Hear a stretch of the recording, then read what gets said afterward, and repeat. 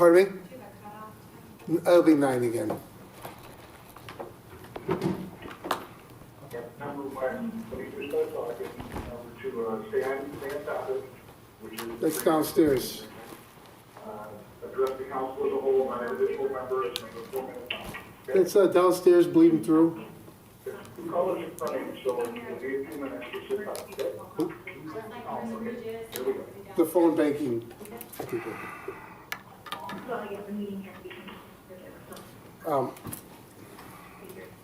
Hey.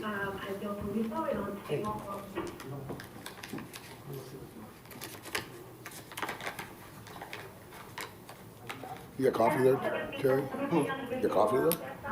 No, popcorn. What bar did you go to? Huh? What bar is open? What theater is open? I wish. We should have pooled our money and ordered pizza. All participants are now You want muted. right out here? You know how to rub it in, don't you? That sounded like a soundtrack from a 1970s science fiction movie. She said something. It wasn't a real person. It was a computer-generated female voice. Can you just hear for a second? Hello. Hi. Hello? Yes, Yeah. hello? Who's saying hello back to her? I'm trying to find out who's making all the noise downstairs. You can see the speaker. I know, but Hello, are you a caller?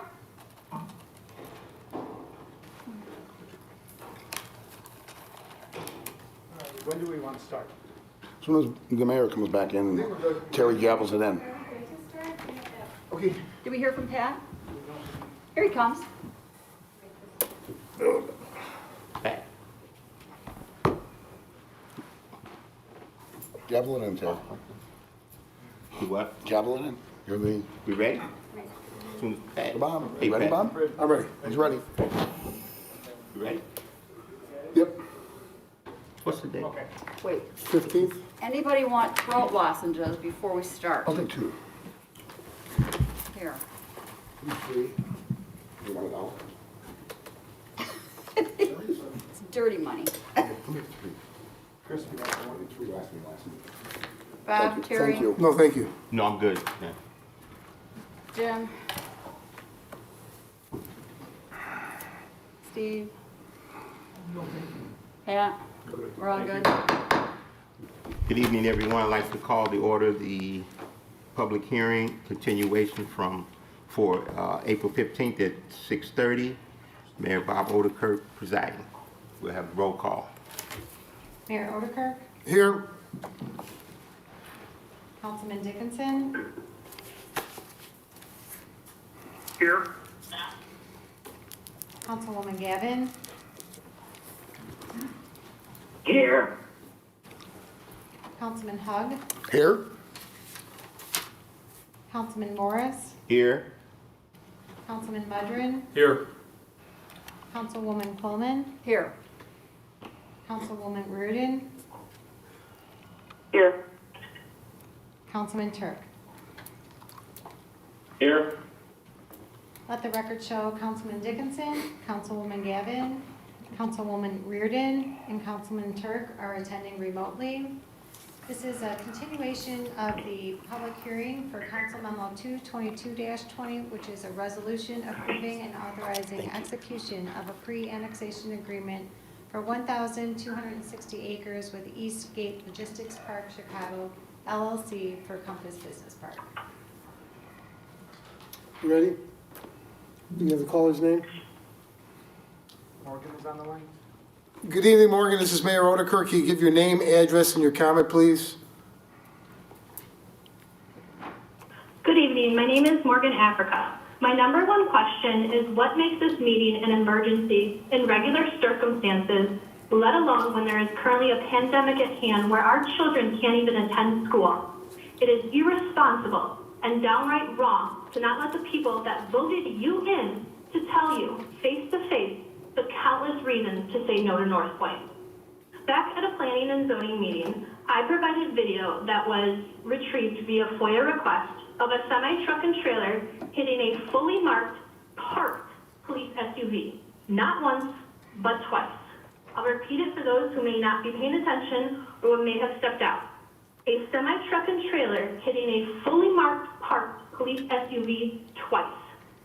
The officer was parked in the raised center median on baseline monitoring traffic. The semi made a left-hand turn from eastbound Arsenal to northbound baseline. The 53-foot trailer struck the front driver's side of the SUV, then continued to turn, and the rear driver's side tires of the trailer struck the front driver's side of the SUV, again causing major damage. If these drivers will hit a fully marked parked police SUV twice, what is making them mindful and careful of your residents driving on your already deteriorating roads? Joliet cannot handle North Point and the problems it will make worse and the new ones it will create. Say no to North Point. Listen to your voters that you are supposed to be representing. Listen to your governor that told you to stay home. There is no reason this couldn't have waited until the stay-at-home order was lifted and the health concerns of your Joliet residents were not at risk. This project is reckless and strongly unwanted from Joliet, Manhattan, Elwood, and surrounding towns and cities residents. Don't be reckless. Don't be irresponsible.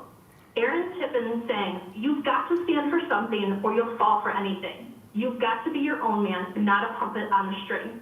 Never compromise what is right. North Point is not right. Stand with your residents. Don't be North Point's puppet.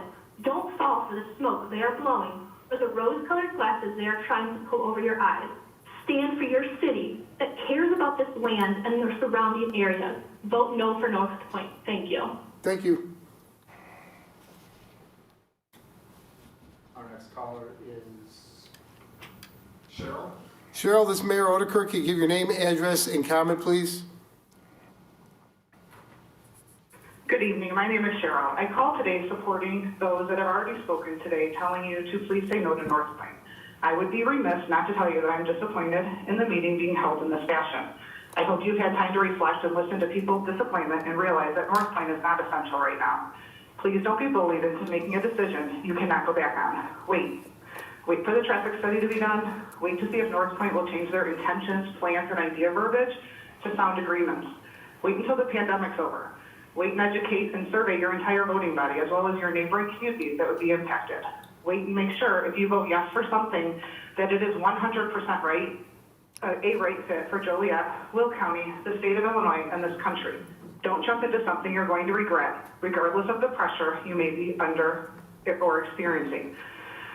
I want you to know that the decision you make is not an easy one, and I realize that. I think I speak for everyone that opposes North Point in realizing the stress you are under by others, and we want you to know that when you choose no, you will not be alone. Please consider the following points as you make your decision. We currently have empty warehouses along I-80 in this area. Simple economics would say not to provide more supply when the demand is not there. Yesterday, many Local 150 members called in. I have several Local 150 members in my family that oppose this project, realizing that it will only provide work for the short term, and they realize this development is not good for our future. Those also called yesterday, alluding to the fact that they're out of work, and every single member I know currently is working full-time or beyond. In addition, I urge you to watch Erin Gallagher's footage of her trip to Kansas that she went on independently and not sponsored by North Point. When you consider an accurate picture of what they'll really do, remember that they showed you what they wanted to show you, and they had you talk to who they wanted you to talk to. I come to you as a neighbor. Mr. Rogers once said, there are three ways to ultimate success. The first is to be kind, the second is to be kind, and the third is to be kind. Manhattan, Elwood, and the rest of Will County are your neighbors. We teach our kids that kindness matters and to be a good neighbor. We must practice what we preach. The decisions you make are not for the immediate. They will impact generations to come. And I ask you, won't you be my neighbor? Doing what is right is not always easy, but it's right. I've been in education for 18 years. As a teacher, I wake up every day to do what's right by my kids, my parents, my school districts, more so now than I've ever before. I keep kids at the forefront of every decision I make. It is never about me, it's always about them. I adhere to policies, plans, district and state expectations, and most importantly, the taxpayers I serve in the district I've been employed in. I wake up each and every day to lead by example and make best choices for kids. You are no different nor better than I. You're answering and serving your community. You should wake up every day to do what's right by them. You should vote with their needs in mind, not those of the North Point Company or those representing unions that stand to make money on this project. You serve a community just like I. Represent them, please. I know it's not easy. There are days I question myself, but I know if I can lay my head down at night knowing I did my best, I've done my job. I ask you, can you lay your head down at night knowing you've done your best and did what was right for your entire community? If and when you say no to North Point, you can. Please, be a good neighbor. Say yes to development. Say yes to the future. Say yes to local unions when the proposed development is right for Joliet. But today, I ask you to please say no. Thank you. Thank you. Next caller is Sandra. Sandra, this is Mayor Oedekerk. Can you give your name, address, and make your comment, please?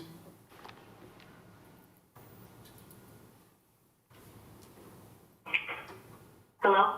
Yes, go ahead, ma'am. Hi, my name is Cassandra Dust. I'm a longtime Will County resident. I want to say thank you for your time. I've been listening to the comments. I'm deeply disappointed in the way this whole meeting has taken place and the way that you all, as government officials, have treated people when they're calling in with concerns. When their time has been cut off, you just cut them off and not even saying thank you, which is kind of unfortunate. It seems that with all you've been rushed into and bullied basically by the likes of North Point. I mean, why else would you rush this meeting other than the fact that North Point's pushing it? It doesn't seem like you care about the people. You're being run by North Point. In any case, I bet you all have your minds made up anyway, but this is just a formality, I'm sure. The people that voted you in are asking you to reconsider. Mind you, they voted you in because they trusted you. You have been given facts that prove this is not right for Will County or Joliet as a whole, without thorough investigation of how this would affect our infrastructure. CenterPoint made more money on this deal than you guys are making with this deal with North Point. You guys are businessmen and politicians, and I'm just curious as to why you can't do better than this for your community. Mr. O'Connell the other day made a good point when he's getting even more money for his property than you're getting for this entire project. But you guys don't seem to care because you don't have to live around the project. It's interesting to me that these people are calling in and have more information about the project from attending meetings and all of that than you guys do. Please do more research. I mean, how will it affect traffic congestion is already a problem. You've heard many residents saying their kids are delayed for school due to truck traffic. Oh, but the bridge will put a stop to that. I don't think it will because it's already not working for CenterPoint. Those trucks are going to use 55 and 80, and those trucks coming off 57 are going to go right down Delaney and Laraway roads, right through residential areas like New Lenox, Manhattan, Elwood, and all of that. Most of your bigger name transport companies are responsible. Their insurance companies help them with risk management and training and tracking the vehicles. But as this previous caller even mentioned, these trucks are terrible. They're not even paying attention to what's parked in the way. It's a marked police car. If you've paid any attention to these wheels are wobbly on these trucks. I mean, I believe a woman got killed on 80 a couple of years ago from a tire flying off from her and went through her window. Wonder how that happens. These drivers are not trained. Do you want this going on in your town?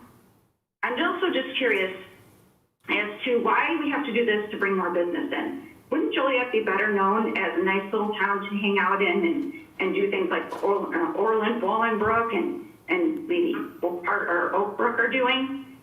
I mean, I would spend more time in Joliet if there was something more to do. I'm not going to spend my time in Joliet or even drive to Joliet to do any business if I have to drive through all that trucking.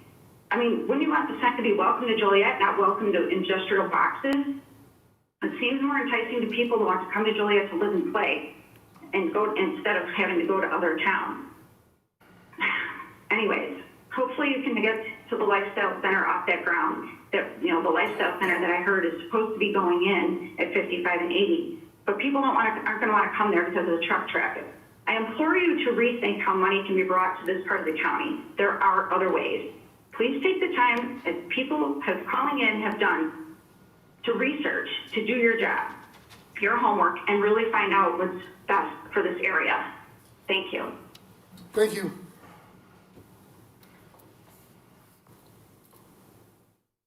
Our next caller is David. Good evening, David. It's Mayor Oedekerk. Can you give your name, address, and make your comment, please? Sure, my name is David Lima. I'm from Joliet, Illinois. Just wanted to call in and say, I disapprove of this project. Sorry about that, my kid's in the background. The roads can't handle it. There's already enough trucks, there's already enough warehouses. It's just a bad deal for Joliet and all the surrounding communities. So please just say no to the project. Thank you. Bye-bye. Thank you.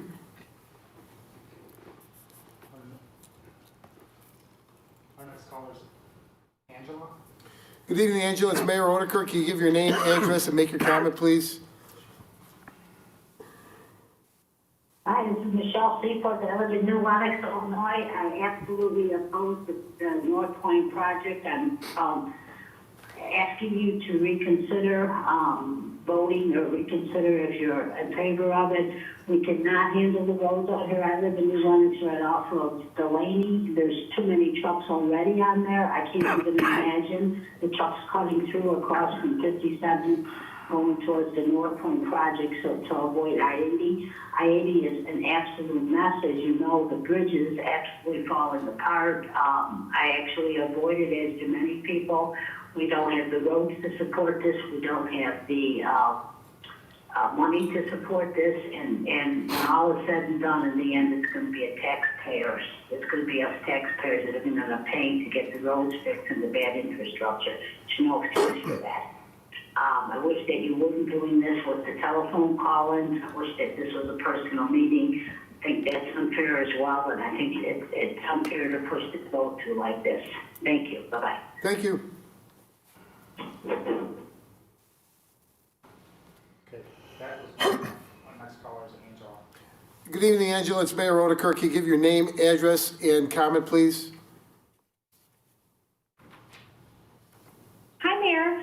My name is Angela, and I am calling to voice my strong opinion to the North Point project. While most from Joliet won't have to see it, the proximity to the elementary school in Manhattan and the National Tallgrass Prairie is just appalling to me. That location makes no logistical sense and is completely unfair to the residents in Manhattan and Elwood who have to stare at it, no matter how many trees they say they're going to put in there. It is equally unfair to your Joliet residents who will be dealing with the unsafe traffic when the closed loop system fails, because it will.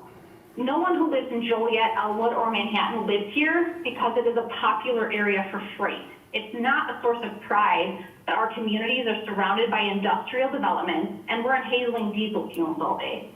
Northland can claim to be environmentally friendly all they want, but nothing is friendly about paving over farmland and putting their development behind a grade school that sits in a town that is passionately against it. And their walking trail, is it seriously something they're trying to sell us on? Are you board members going to take yourselves on a leisurely walk through the logistics park? Come on. We already have the Watonzi Trail in the area surrounded by actual nature, so no one is impressed by theirs. They say they've been working on their project for 4 years. Well, that's because we, the residents, keep saying no. We are never going to want it here, no matter how many times they say they're listening to our concerns. If they really listen, they pack up and look elsewhere. Why do they get to decide what our area needs? You work for us, not for them, and apparently North Point is skilled at making local governments think otherwise. The other night, I heard the North Point presenter say that they hope you do the right thing. Well, the right thing is siding with your constituents. It seems the union workers who keep calling in their support are A, out-of-towners or completely out of the area, and B, only seeing a job that will temporarily benefit their individual family. Well, we are a union family, and we say we need to think of our entire community, and we need to think long-term. And this project is just not right for our area. The argument of it's coming anyway holds no water because you have the ability to stop it right now. It's not about us being against growth or change. It's about being against reckless development of a massive warehouse facility when Centerpoint sits with plenty of empty space just minutes away. Why wouldn't they get tenants for those vacancies before building this behemoth?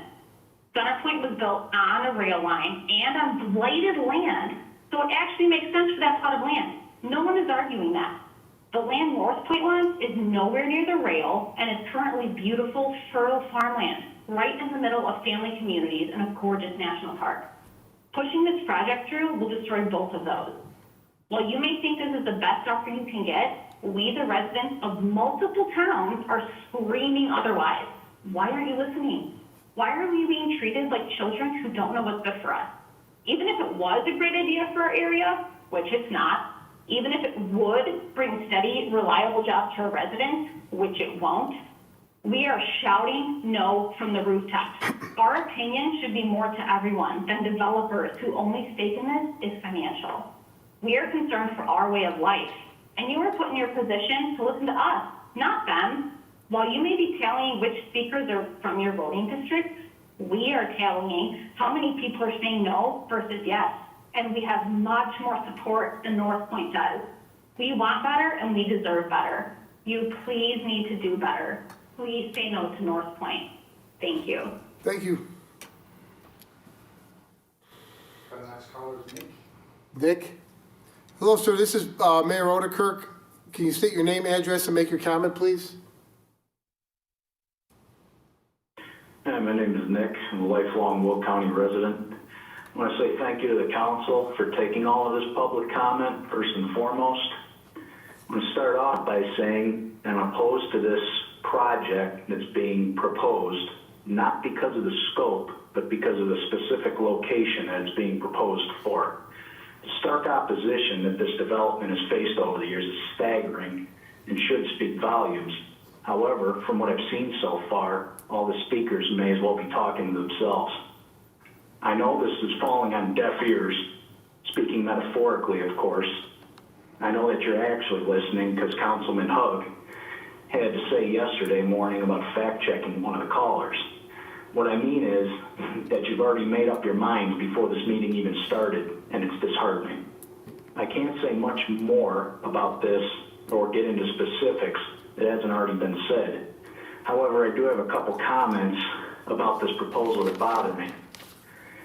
I'm at a loss as to why the land has been earmarked or previously developed as such lays vacant, and you're focusing all your attention on something new when you should be steering business into other vacant lands and buildings. I mean, if one of your goals is to divert traffic to the intersection of I-55 and I-80, then why not suggest a development closer to the intersection rather than building bridges to link point A to point B? There are rather large parcels all around the area on the west side of Joliet that, in my opinion, go unnoticed. How about all the land that will be on both sides of Vetter Road that the Hobalt Bridge is tying into? How about some of the open farmland to the northwest of the intersection of 55 and 80? Maybe there are some other avenues to consider that satisfy all parties involved, including the building trades. I also want to say that I'm not anti-union. I'm not even completely against this development as a whole. I'm only opposed to the location. The proximity to viable farmland, residential properties, and schools is just nonsensical. If this were located in a more centralized location, like somewhere in between I-55 and a railway, for example, just think of all the money that North Point could save by not building bridges and parks and walking trails and all other sorts of silly crap. I also noticed the local politicians that endorse this project seem to be speaking in broad generalizations. Sounds to me like they're using Joliet and Will County interchangeably. Durbin, Kinzinger, and Kelly could care less if this goes into Joliet, Shorewood, Shanahan, or anywhere else with a reasonable distance to these roads and railways. It's a benefit to their district, and that's what they care about, no matter where it goes. I also have to let you know how hard I laughed when North Point reached out to find an ally and endorsement in Bobby Rush, one of the most extreme cases of gerrymandering I've ever seen. The man is a clown and likely never been this far outside of his district. As far as I'm concerned, he never needs to come here again. His opinion about local traffic doesn't mean anything to me, since he's not a traffic engineer. He's nothing but a naive fool whose views are in no way representative of this community. It's an opportunity for you to take a step back, rethink and retool, and hopefully come back with a new proposal that doesn't piss everyone off. Please just make an ethical choice listen to your constituents and the pleas from all your local residents, Joliet or not, and work with your fellow officials in neighboring communities, and please vote no. Thank you. Thank you. Our next caller is Julie. Hi, Julie. It's Mayor Oedekerk. Can you state your name, address, and make your comment, please? My name is Julie Fridley. I am the village administrator for the Village of Elwood, and I am participating in this hearing in that capacity.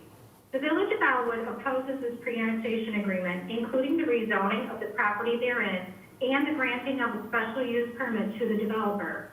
The City of Joliet's rules for public hearings states that public hearings will be conducted in accord with state and case law, allowing for additional participation by the public.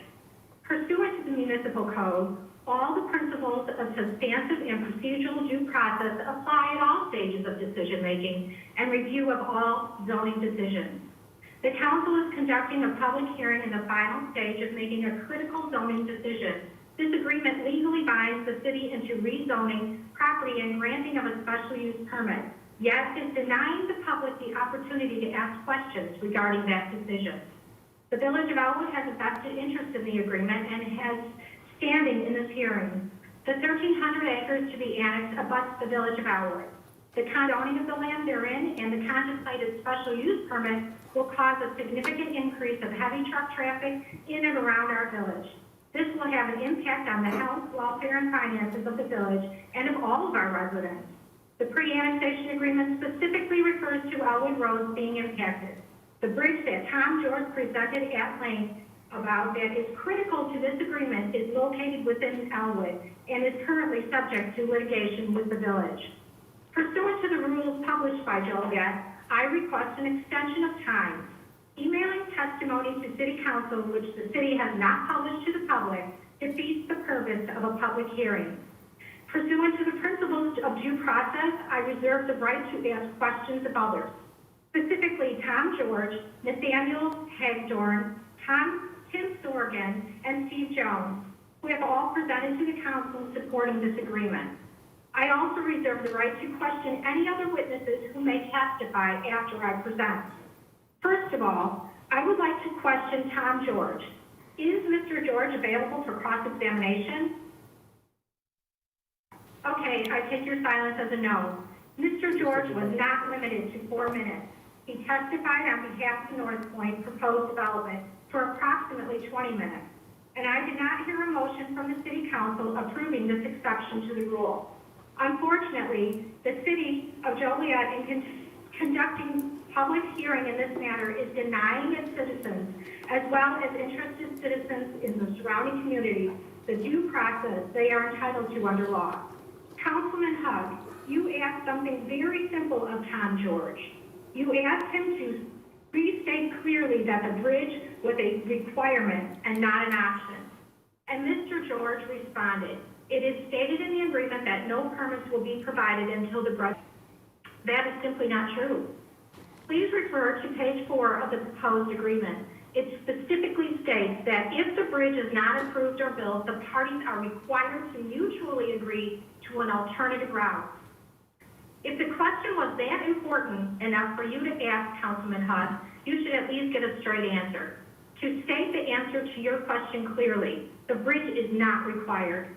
If the bridge isn't built, the agreement is still enforceable. The city is forced into agreeing to an alternative route, which means Joliet may find themselves in litigation over this agreement. The CEO of North Point, Nathaniel Hagdorn, testified that there is no bait and switch or false promises. The assertion that the bridge is required for the agreement is indeed a false promise. Without the opportunity to cross-examine these witnesses, we cannot get a fair shake to determine what other false promises there are. That is a denial of due process. I'd also like to cross-examine Steve Jones. Both John Sheridan and Nick Greger alluded to the city's stated reason for not extending the boundary agreement with Elwood. I want to read the letter dated July 2nd, 2019, on Joliet letterhead signed by Steve Jones, interim city manager, into record. The buzzer's going Because off. if we were given the same rights as... You want to address the council, Marty? Mayor, just very briefly, And under any other circumstances, of course, Steve Jones wouldn't be subject to any cross-examination. But there have been a few questions that have been asked. Of course, this is unique circumstances, so I'm actually working on them now. The questions have been sent to their attorney, and then they're responding, and we're responding to those questions. So, Okay. so basically, there's questions, and that's, obviously we can't have a debate here. No. Thank Okay. Thank you. Next caller is Jennifer. Jennifer, it's Mayor Oedekerk. Can you state your name, address, and your comment, please? Jennifer Barnikowski, City of Joliet taxpayer. When I was first approached by a Just Say No to North Point representative, I refused to sign their petition. I'm not someone who goes with the flow of friends, family, or neighbors. I wanted to investigate and educate myself on the project. After all, more jobs equals more people coming in and out of our community. Therefore, more revenue for our community. Let's reap in these benefits. At the beginning of my research, I assumed that these No to North Point people were crazy. However, I wanted real simple facts, no opinions, so I sat through meetings and spent time searching the web. I'm not going to tell you all the facts, but I am going to tell you that I sat at an Elwood meeting. I sat amongst union members that were bussed into the area. I heard one of the members that was on the phone. He admitted to whoever he was speaking to that he was in some little town south of 80, some town that he had never heard of before. I promise you that's what I heard, and I believe it. I sat amongst them and I watched them put their signs down and groan in disbelief as they learned the clear-cut facts. I had one gal bow his head and apologize. He apologized for thinking he was doing good, but after learning the facts, he too knew it was not a good idea, project, or deal. I believe you already know many of the facts that I'm referring to. You can choose to believe them or live in denial and ignore them. There are plenty of warehouses that have been approved that are either built, in process of being built, or that are built and vacant. The traffic from these approved warehouses haven't yet impacted the area. We need to stop the construction, wait for the approval of projects to be finished, and build before we build anymore. I'm terribly frightened by the amount of traffic this project will bring to our community. Many people are concerned about the truck traffic, and while that's bothersome, it's the 3,200 or 5,300 additional employee traffic that North Point is expected to bring into the area. As a frontline employee who is taking time from my family in this pandemic that has consumed much of my time and has affected many people in your town, I see the accidents that happen along 53 Manhattan Road, I-55, and I'm going to tell you it's not pretty. The infrastructure simply can't handle the current load of an additional 3,200 to 5,300 cars, trucks. That's not including the 4,000 semis that this project is expected to bring in. Well, you mentioned a traffic study that will be conducted at 59 area intersections at the completion of 3 million square feet. The problem is that is being after it's done. It doesn't require them to be filled, and that's a major concern. We can keep building and improving all of these we want. However, it's not until these buildings and spaces are filled that really matter. Build it and they will come. The Fortune 500 companies that will come to the area to a crumbling, unsafe, maybe those are the Fortune 500 companies. Those aren't the ones that I want to support, especially if they don't care about the opposition this project has brought on. If you've ever traveled southbound on 53 or Chicago, then you know the infrastructure is crumbling. If I was new to the area and didn't know where and when to swerve, it's quite possible that the potholes would swallow my car. That number of vehicle traffic, 3,200 to 5,300 that I referred to, may not seem big to y'all, but that's more vehicle traffic than the bordering town's population. That's one additional vehicle per person, baby, child, teenager, adult, senior, driver, or non-driver, and these roads cannot handle it. Every morning on my way to work, I witness folks blowing through stop signs and making rolling stops, only to dodge in front of traffic, traveling 55 miles an hour to make an immediate cross-traffic left-hand turn. It's hard to explain, but the fact is, it's dangerous. It's very dangerous. This type of traffic puts the lives of kids and families, people's loved ones in danger. If you don't believe me, spend some time around Schweitzer 52 and 53. And that's why I'm on the phone. My number one job here, no matter where I am, is to protect my kids. With the current proposed project and infrastructure, it's unsafe. It's unsafe for my kids, your grandkids, the kids of the community. These kids will be run over or run down by commuters driving or rushing into and out of our communities. That's who I fight for and why I urge you to vote no. I've been on the front lines when people have learned that their loved ones had died from the motor vehicle accident. The same MBA they were all in, and it's not pretty. MBAs do not discriminate. They take old lives, young lives. They do not care. The fact is that these lives are lost because of poor crumbling infrastructure and distracted drivers. We do not need any more chaos in the area. Lastly, most of us moved out to this area to avoid the congestion. For my family, it was a compromise between city and country living. If we wanted to live amongst all the noise and population, we would have built our home in an area like Beverly or Cicero where the chaos and congestion was already built. But we didn't. We wanted the area as is. My parents are residents of Joliet. They have been impacted greatly by the Center Point project. Daily, they have trucks driving down their streets where it's clearly marked no semis. I've witnessed the semis turning around on 53. It's not designed for semis turnaround. For the safety of my kids, your kids, the grandkids, and the Next caller is Lynn. Hello, Lynn, it's Mayor Oedekerk. Can you give your name, address, and comment, please? Yes, good evening. My name is Lynn Leatherby, and I have been a Will County resident all my life but 2 years. I'm calling on behalf of my husband, Nigel Leatherby, as well. We are calling regarding our opposition to North Point. Please say no to North Point. It will ruin us. Just ask those Kansas residents that weren't paid by North Point to speak. We already have too many empty warehouses in Will County. Use those. You may ask why we care about this. Our house values will go down. 3 of us in our household have asthma. My youngest, 10, has it the worst, and we do not need the added air pollution this would bring if this goes through. It would be in the back of my subdivision, so their lights will be in my front yard. There is also already too many trucks on these roads that are not supposed to be on there and that our infrastructure cannot handle right now. It cannot handle more trucks and the amount of warehouse workers to be added to these roads. Please wait for the traffic studies to be done. I do not want my son, a soon-to-be driver, on these roads. You have already heard from EMTs and others, just like the one before me, of the serious accidents these trucks have been involved in. What will it take for you to say no until one of your loved ones has died or been seriously injured in one of these accidents?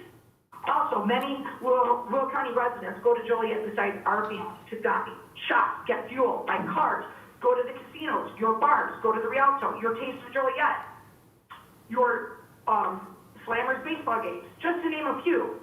Have you thought about all of this? Well, guess what? If you say yes to North Point, I know we, for one, will not be going to Joliet at all because I will be able to get past all the trucks and probably not even out of my subdivision. I'm sure most of the surrounding towns will agree. We already risk our lives to cross the Des Plaines Rivers Bridge on I-80. This should be your first concern for Joliet before ever considering any new development. I guess you do not need our business, but if you do, please vote no to North Point. I'm begging you, if you have a conscience, please say no to North Point. I would also like to add, after the last 2 days' questions, to those who called in that are for this, how would they like this in their front yards or backyard? And for those that say they visited Kansas, who paid for their trips out there? And for the local union workers who are for it, how do you know you are guaranteed these jobs? Just like the speaker previous to me, I'm going to add, I was in one of those Elwood meetings, and I seen and heard those exact guys break down. And you know what they did when it was all done and got up? They didn't carry those yes to North Point signs out with them. They left them in the garbage can. That's how well concerned they were about having to fight it. We do not need more empty warehouses again. Please say no to North Point. Thank you. Thank you.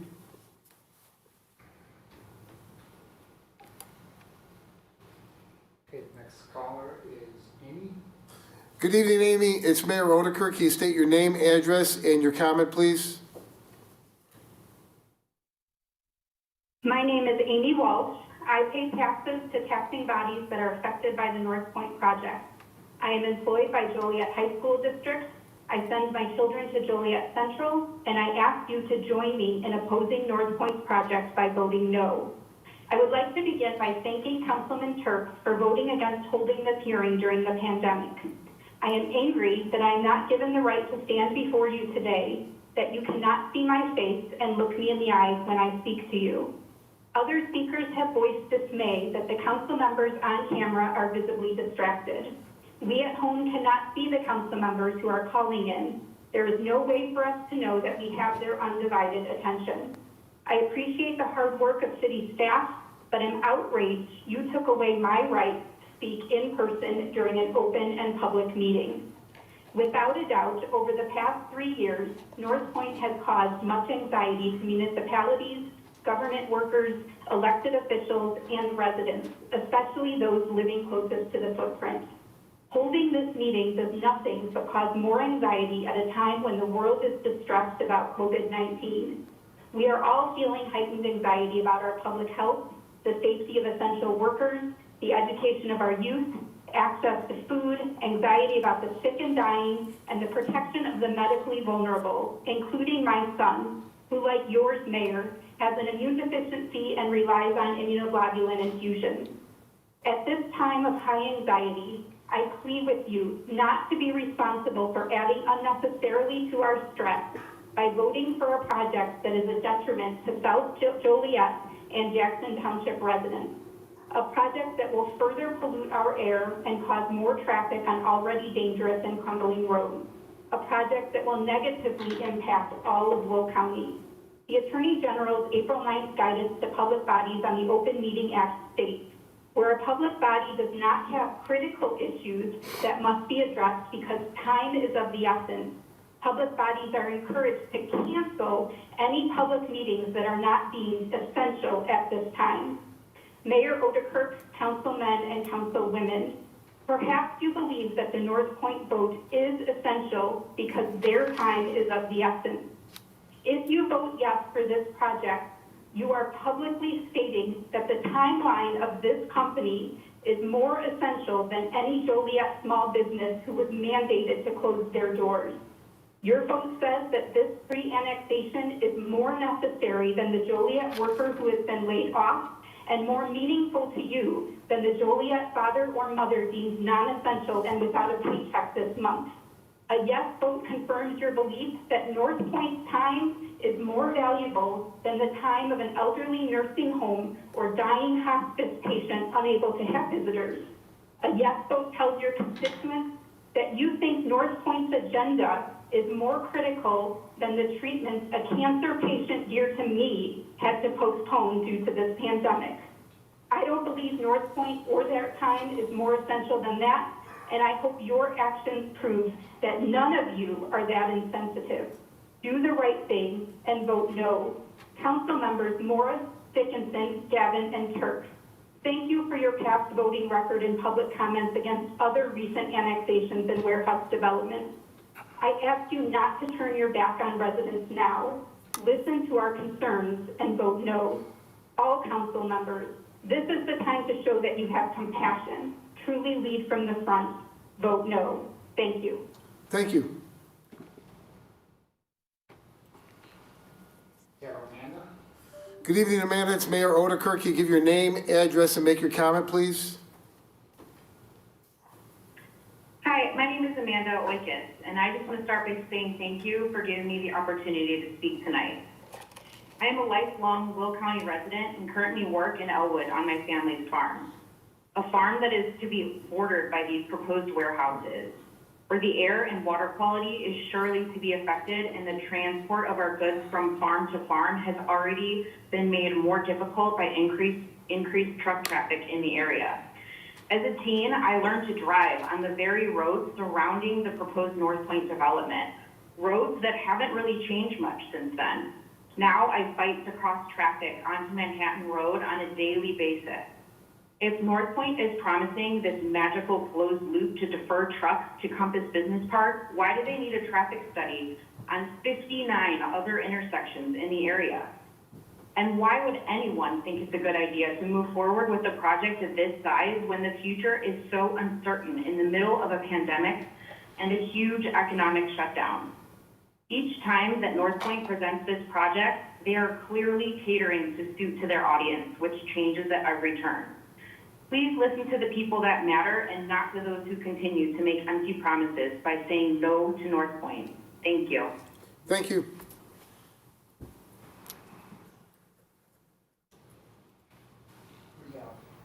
Alex on the line? Good evening, Alex. It's Mayor Oedekerk. Can you give your name, address, and make your comment, please? My name is Marty, Oh. and I would like to say to you, Mayor, and to the council people, I know that sometimes you guys have to make tough decisions. That's understandable. This, I believe, is not one of them. This is an easy decision. You say no. I would like to address the comments from the gentleman from North Point from Monday's presentation. He talked about how this was going to be the biggest port, the best port. There was another port that was even closed because they were going to be moving to this port. If it's that can be that big and that prosperous, then why hasn't CenterPoint done anything to improve their property? They have so many acres and possibility of millions of square feet available, and they're not building anything. So if this is the case, why haven't they done anything? If North Point builds this, they said that they would be responsible for the roads within their business park. Anything outside of that, they are not. We all know how well Illinois takes care of the roads already.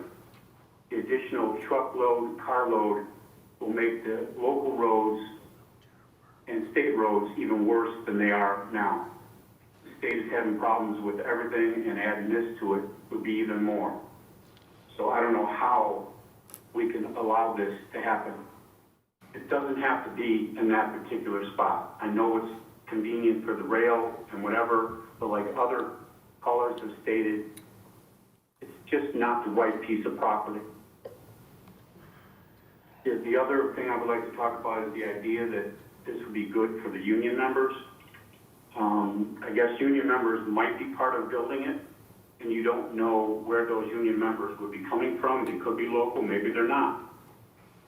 But once those buildings are built, and it doesn't take years to build those buildings, the unions are gone. The gentleman from North Point talked about a project of theirs in the city, in the 10th Ward, that they're doing right now. My work takes me past those buildings 4 days a week. I've watched them build them. Those buildings go up in weeks, not years.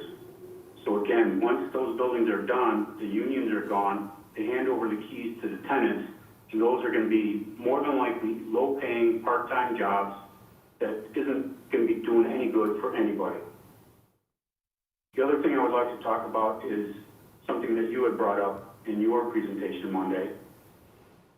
If you were given a date, say June 1st, that you knew that this was all going to be over, that you all knew that this was going to be over, you would wait until June 1st. Now, obviously, like you said, no one can tell you that. But if it's not that important, then why is it so important to get this done so quickly? Like other callers have said again, is it because North Point has a deadline? And what's more important, what we're doing for us, or what's more important for North Point? I trust that you guys will make the right decision for your constituents, for all of us. That's why you were voted in. That's all I have to say. Good luck with your vote. It's got to be no. It doesn't belong there. And the last thing I would like to say is my thoughts and prayers out to the people of that nursing home that we just found out that 22 people have passed away in a nursing home. Thoughts and prayers to all their family members. Thank you. Thank you.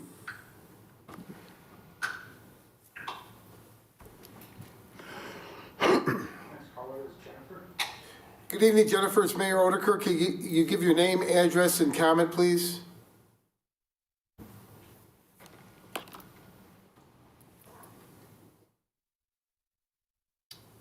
Hello? Hello, Jennifer. Go ahead. Hi, my name is Jennifer Ferrucci, and I am calling to express my opposition to the Compass Business Park. I'm disappointed in the decisions you've made to proceed with this meeting in the middle of a worldwide pandemic against the recommendation of the Governor, Attorney General, and your constituents. The judge said on Monday, quote, "It is common knowledge in Will County that North Point is exceptionally controversial, and public meetings regarding the development have had hundreds, if not thousands of people in attendance. The court was not born yesterday. Having this meeting in the way the city has decided is shady and does a disservice to the public," end quote. It certainly gives residents the appearance that you are pushing an agenda through. While preparing this statement, I was struggling with what to say to you today. There's so many issues with this project, but as I began watching the meeting, I became more frustrated with the realization that it doesn't matter what I say. From what I can see from watching the meeting, you don't care. You're getting up, you're walking away in the middle of comments, passing your cell phones back and forth and whispering. You certainly sat at attention during North Point's presentation, but your body language tells us all we needed to know. This project hinges on two items that Joliet does not get a decision on: a bridge on land that belongs to the village of Elwood, and an illegal annexation. The money you're hoping to collect is going to cost you a lot of money in lawsuits and court hearings first. Why rush into a pre-annexation agreement that is incomplete and has such gaping holes? According to the Trans-System Traffic Study, this project will bring approximately 50,000 trips per day and over 16,000 trucks a day onto our roads. These trucks are supposed to stay off our roads via a closed loop.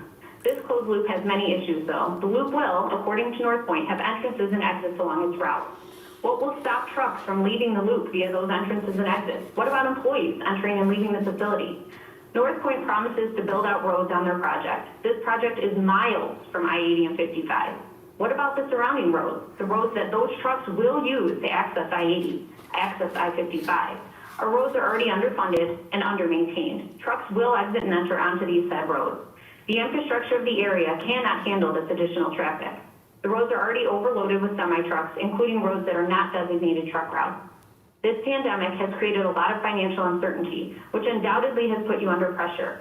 However, it is not just Joliet under pressure. What happens when Illinois can no longer fund construction to the roads and bridges they promised in the surrounding areas? There's a major traffic study underway to help with long-term planning for Will County, a traffic study funded by taxpayer money, my money. If this traffic study recommends against further warehousing development like North Point, what will you do? Why are you in such a hurry to complete this vote prior to the completion of the study? A responsible elected official would use this to help guide decisions that impact all of Will County. I urge you to wait for the completion of this study prior to making a decision on such a massive project. As for the quality jobs this project will provide, according to those calling in support, how can North Point guarantee good careers when they have no control over the jobs provided by their tenants? What the employers do in Kansas is not thanks to North Point, nor does it have anything to do with our project. Those out-of-towners calling in to support seem to think good jobs are guaranteed. Or in the case of the Black Chamber of Commerce, maybe their support is really because North Point is their newest corporate sponsor. How convenient. I guess money does literally talk. You've seen the rallying of the surrounding areas against this project. The same rallying will happen against Joliet businesses. These communities that may not live in Joliet, but they are taxpayers in your community, and you will lose them. Remember what you said 2 years ago? Joliet doesn't want this. You have enough trucks. Your complete disregard to your constituents, your neighbors, your schools, your parks, your cemeteries is shocking and disappointing, but you have an opportunity to do what's right. I urge you to wait for the traffic study results. I urge you to take your time and ensure what you have. You have all the true details of this project before proceeding. I urge you to vote no. Thank you. Thank you. Next we have Karen. Who? Karen. Good evening, Karen. It's Mayor Oedekerk. Can you give your name, address, and comment, please? Yes, thank you. My name is Karen. I'm a Joliet taxpayer. And like Marty, I want to give my deepest sympathies to the families that have lost 22 of their family members today. That's a terrible thing that they have to go to. I've been in this area for more than 14 years. This area my family calls home has gone from a peaceful, safe community and neighborhood to a community that is dangerous when just trying to get around. You take your life in your hands just to drive down the street. I am a nurse. My husband is a union member, and we say no to North Point. And speaking of union members, I find that it was very convenient yesterday that you scheduled that meeting all day long so that union members who had to be at work could not comment. They are essential workers and had to be at work. I find it abhorrent that you have such little regard for us, your constituents. I'm not against progress. I work in a very progressive industry, as we all know now. We've all witnessed how progressive healthcare can be. When it's done right, when it takes into consideration everyone's safety, it's a winner for everyone. It's not just a winner for a select few. What I am really against is the dissemination of our neighborhood and the safety of the community. We are against this project as it increases the destruction of our community. Driving along I-80 feels like you take your life into your hands. Road conditions are poor up and down I-80, Route 53, Jefferson, McDonough, Larkin. I could go on. With the economy crumbling both locally, statewide, as we've heard Governor Pritzker talk about today, and nationally, as everyone else has said, where's the money going to come to fix all the infrastructure that needs to be fixed? How do you move forward with this without the bridge? It only makes sense that you let Will County complete their traffic study and the cities complete their comprehensive plans before you vote. I'm going to repeat a few things that others have already stated. I'm asking that all the board members disclose if they've received any money or any gifts, or if your businesses or your trustees or relatives or organizations have received any, or will be receiving any monies from North Point. In addition, any money you receive from labor unions that might benefit from this project, and if indeed you receive financial support, then you really should abstain from this vote. You must abstain from this vote because it's a conflict of interest. There's things called ethic ordinances. Also, you sit up there and you say you listen to what the taxpayers have to say, and you vote to support them. Well, here's your opportunity to put your money where your mouth is. Finally, my last question is, why is it being built on the southeast side of Joliet?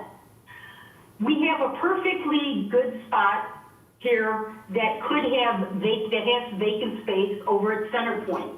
Why does it have to be built in the middle of the west side? Are our fellow southeast side Joliet residents considered a lower class and that makes it okay to dump on them? Really makes you think. Have you ever listened while you were sitting up there sleeping, passing notes, whispering to each other like school children instead of listening to us as constituents?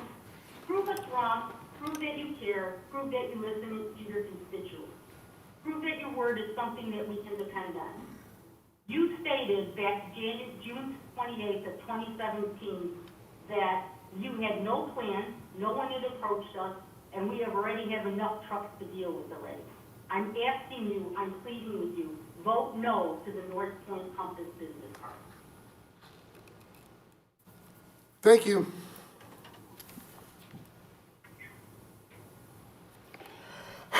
Caller is Julie. Good evening, Julie. It's Mayor Oedekerk. Can you give your name, address, and make your comment, please? Sure, thank you. My name is Julie Anderson, and I oppose this project for many reasons. My number one reason is the safety impact it will have on my children. Though we are not in the city of Joliet city limits, my children will go to school in Joliet. They are active members of your community. It is my responsibility as a parent to advocate and fight for my children to have a safe community to grow up in. So when you say that you represent the residents in Joliet and their opinion on this, so what about the youth that are also educated in your town? Are they not important enough for you to consider their future? Look at the Phoenix school districts, especially those that from the south that feeds into Joliet Central High School. Elwood and Laraway both oppose the project. You need to remember, though, Elwood is not a part of the city of Joliet. We are, in fact, stakeholders in the city in which you represent. Our children attend a school in the city. Our children are a part of the future of your city. The traffic on local roads is already a major concern, not only the large number of trucks, but also the amount of worker vehicles. I drive Route 53 every day to and from work. If you're familiar with the game of Frogger, that is a game that I play with my life each and every day. Unfortunately, in this game, I'm the frog. I often find myself reflecting on all of the accidents and almost accidents that I witness on a daily basis. What if it were me? What if it were my child in that car? Joliet school buses travel up and down Route 53 every day. I witnessed those buses being passed by cars and trucks when the stop sign is out. I witnessed my neighbor's kids getting off the bus and being passed by trucks. Why in the world would you ever want to add more trucks to our already congested road? I love where I live. I love my home. I love my community. If North Point gets approved, it will change my family's entire life. We will be forced to move. We will be forced to leave the home that we have grown to love. We have worked over 15 years to build up equity, which will vanish because of the short-sighted projects that are approved without having all the necessary components, like the bridge, in place and ready to go. There's land still available in Center Point, so why not focus on that? Build that out. Provide jobs to the unions and residents of Will County. You keep talking about the amount of jobs and that North Point will bring. Put your focus where you already have land. Focus on developing that. Put your energy there before you bring another monstrosity to our area. I'm not against growth. I'm not against development. I'm against rushing a project this size, one that will bring pollution, traffic, and stress. The entire plan requires a bridge over 53, a bridge that there is no approval for. Every single truck will need to use this non-existent bridge to access the park. And then the non-existent bridge will dump every single truck into the city of Elwood, the very town that already turned down the same proposal some time ago. The area most impacted by this development, Jackson Township and the city of Elwood, heard all of this already, and we realized it wasn't a good idea. So why not wait until the bridge is approved? Why not wait until this traffic study is complete? My husband and I have attended the meetings in Elwood and in Joliet regarding North Point. After each meeting, we left stressed and upset. Research shows that stress in the body reduces the immune system. You are forcing this meeting to take place, and you stress the people of your community, all during a pandemic. There's not a time to focus on this huge project by North Point. However, you're doing it. You're focusing on it for North Point, not your community and not your neighbors. You are putting the wants and needs of North Point before your community. Right now is the time to come together, not pull us apart. I urge you to say no to North Point. Thank you for your time. Thank you. Good evening, James. It's Mayor Oedekerk. Can you state your name, address, and give your comment, please?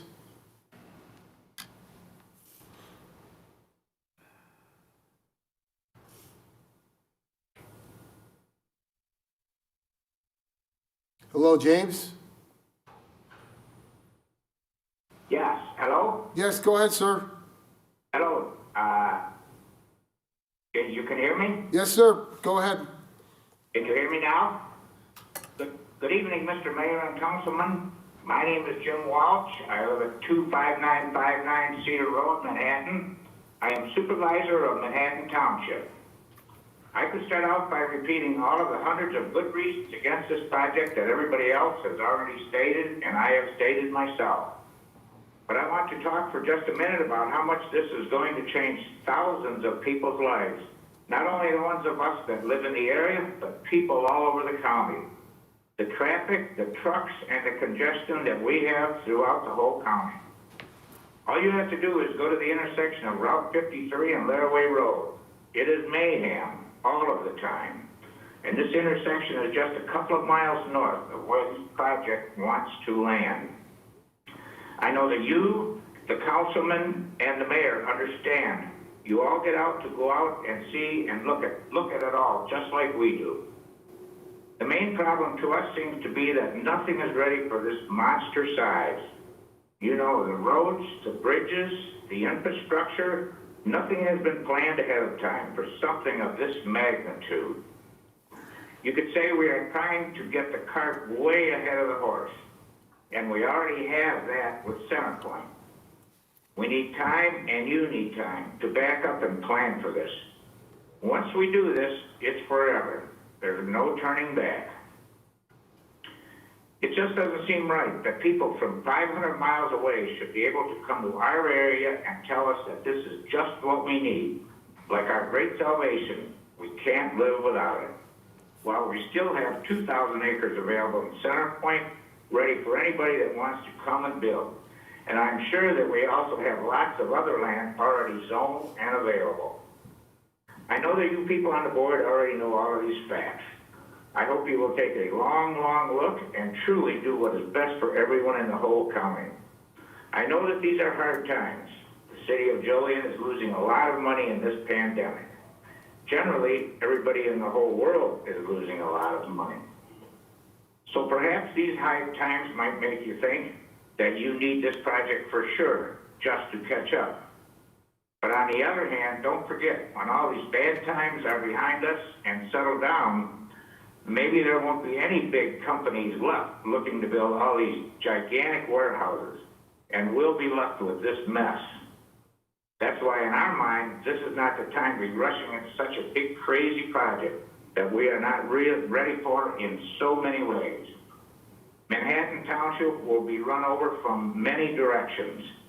For sure, our roads and our county roads in that direction are not ready for this at all. It will be a hardship on anything that gets in its way. So why in the world would a city the size of Joliet want to come in out into a totally rural area that has already overwhelmingly rejected the whole North Point idea and decide that you, Joliet, will go ahead and build it anyway?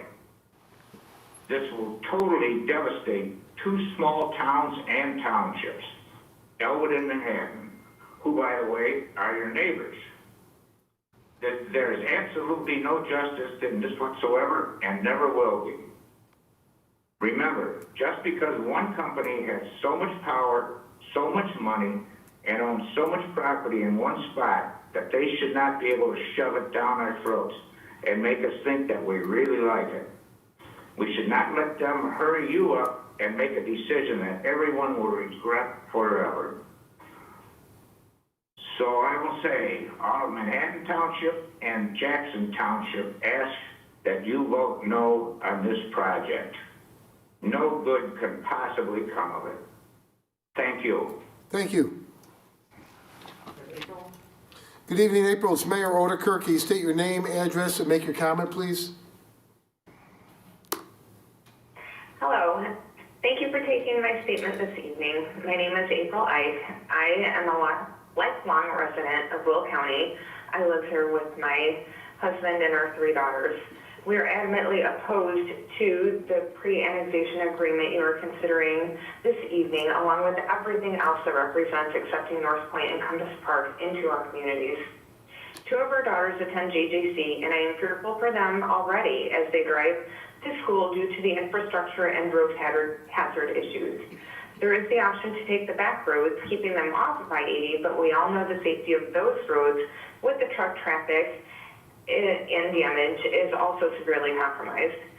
I also attended JJC within the last 5 years, and the truck traffic at that time was overwhelming. I cannot imagine adding more. I'm not against growth, but with the traffic issues we are already dealing with in Will County, and the fact that Center Point is still 40% empty, there is no need for North Point's Compass Business Park.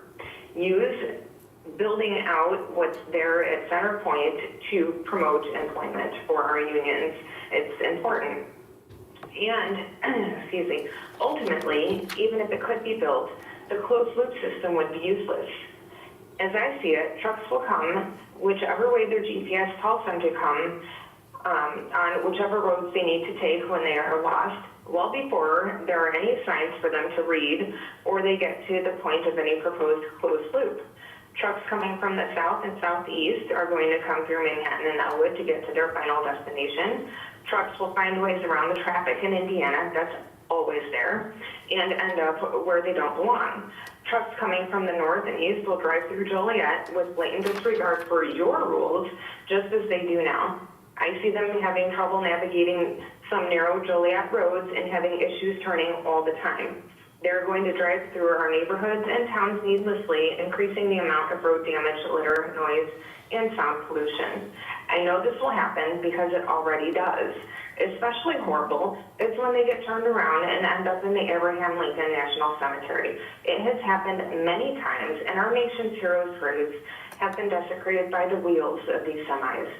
This is a particularly sore spot for me, as I am an RN at a home for our aging veterans. I can't even imagine that increase in traffic, 5,300 plus round trips daily. That, plus the additional car traffic caused by those thousands and thousands of jobs this project claims it will create. Something else to consider, cutting off the surrounding areas from Joliet, such as Elwood, Manhattan, and Old Town southwest of there, will force people to take business elsewhere out of Joliet. The increased traffic will keep people from New Lenox, Mokina, Orland, etc. from coming to Joliet. Joliet has come so far recently and has a much better reputation than it has in years past. Small businesses in the quaint area of downtown are doing well. Why would you bring in something as hideous as North Point and ruin what you have built for us so far? They can make it as beautiful as it could possibly be, and it will be nothing more than lipstick on a pig. Please, I urge you, please say no to North Point. Thank you for listening. Thank you.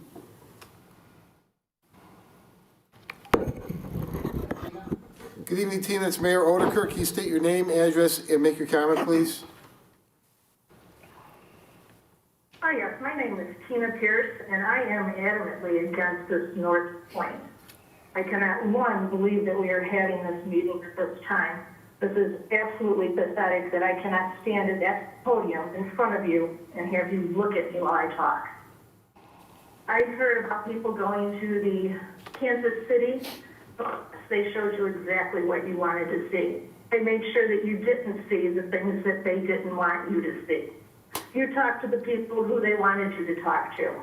You did not go out and talk to anybody else that they did not automatically arrange for you to see. I'm sure if somebody gave me an $89,000 pay increase, I would be absolutely happy to talk about them also. It's kind of like putting lipstick on a pig. Let's bring somebody to Star Point. And that, but let's not show them what we don't want them to see. Let's not bring them down 55 in Arsenal during the middle of the day, when you can literally count hundreds of trucks before you even make it through 1 mile of travel. Let's not take them through the cemetery and show them the gravestones that have been run over by trucks turning around because they can't read the signs. They don't read the signs, or they just ignore the signs. Let's not tell them about Mississippi and 53, why there's a memorial at that intersection. Nobody wants to know what this increased traffic and what these trucks do. Let's go a little bit further down 53 and Arsenal Road. Again, we will not tell them about the father and the husband who lost his life there, again, involving a semi. Now let's get down to Schweitzer and 53. This one's very personal to me, because this is where my daughter, and that changed her entire life, being hit by a semi at this intersection. And that luckily for her, she did survive, but it has forever changed her life, our family's life, and everybody that we know around us. Hopefully this never happens to anybody you know. Hopefully this doesn't happen to you. But again, these are things that we wouldn't show somebody. We wouldn't want them to know about. Let's go down to the intersection of Laraway and 53, and let's just sit there for a little bit and watch the traffic. Watch the nonstop truck. And then now they've been diverted to turn off of Laraway and take the back road. That's not going to happen once they have to continue down 53 to get to North Point. Who are we fooling? They're not going to stay on the magical bridge. Let's get them on Interstate 80. I seen Interstate 80 this morning. It was backed up from 53 all the way past 355 until I got off of that interstate. Nobody's going to talk about that. And then under the bridge, luckily I go under the bridge and not I know where the potholes are. But it's not uncommon for me to go by and see 4 or 5 cars off on the side of the road with flat tires because they fit infrastructure that we cannot keep up with, that is continually being fixed, continually falling apart. We have listened to hundreds of people before me already, and I'm sure there's quite a few coming after me still this time. And yet the majority of everybody that we have heard has said no. And that for many reasons, many good reasons. There's been very few people that have said yes. And typically those have some kind of a cash advantage to the reason why they are saying yes. Whether it be a short-term cash advantage or maybe do we call it donation, and that they have received in order for them to say yes. Again, we want you to vote no. The reason you even thinking of having this meeting under this time is just unbelievable. And that I really don't have anything else more to say, and that I think we've all made it pretty clear where we stand. Thank you. Thank you.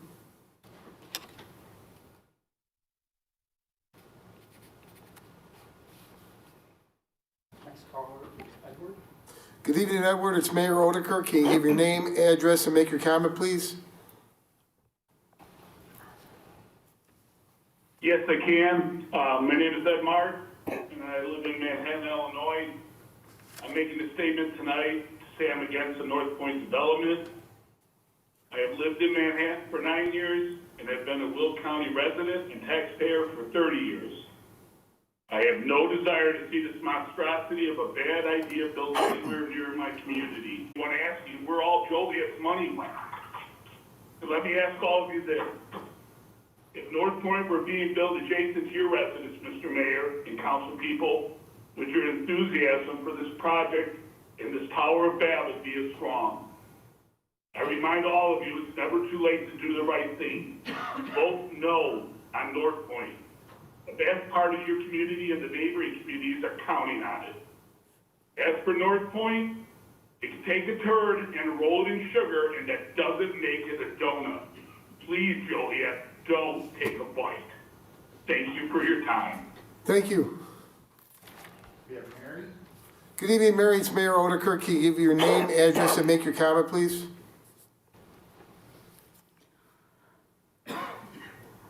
Yes, hi, my name is Mary Leonard, Joliet, Illinois.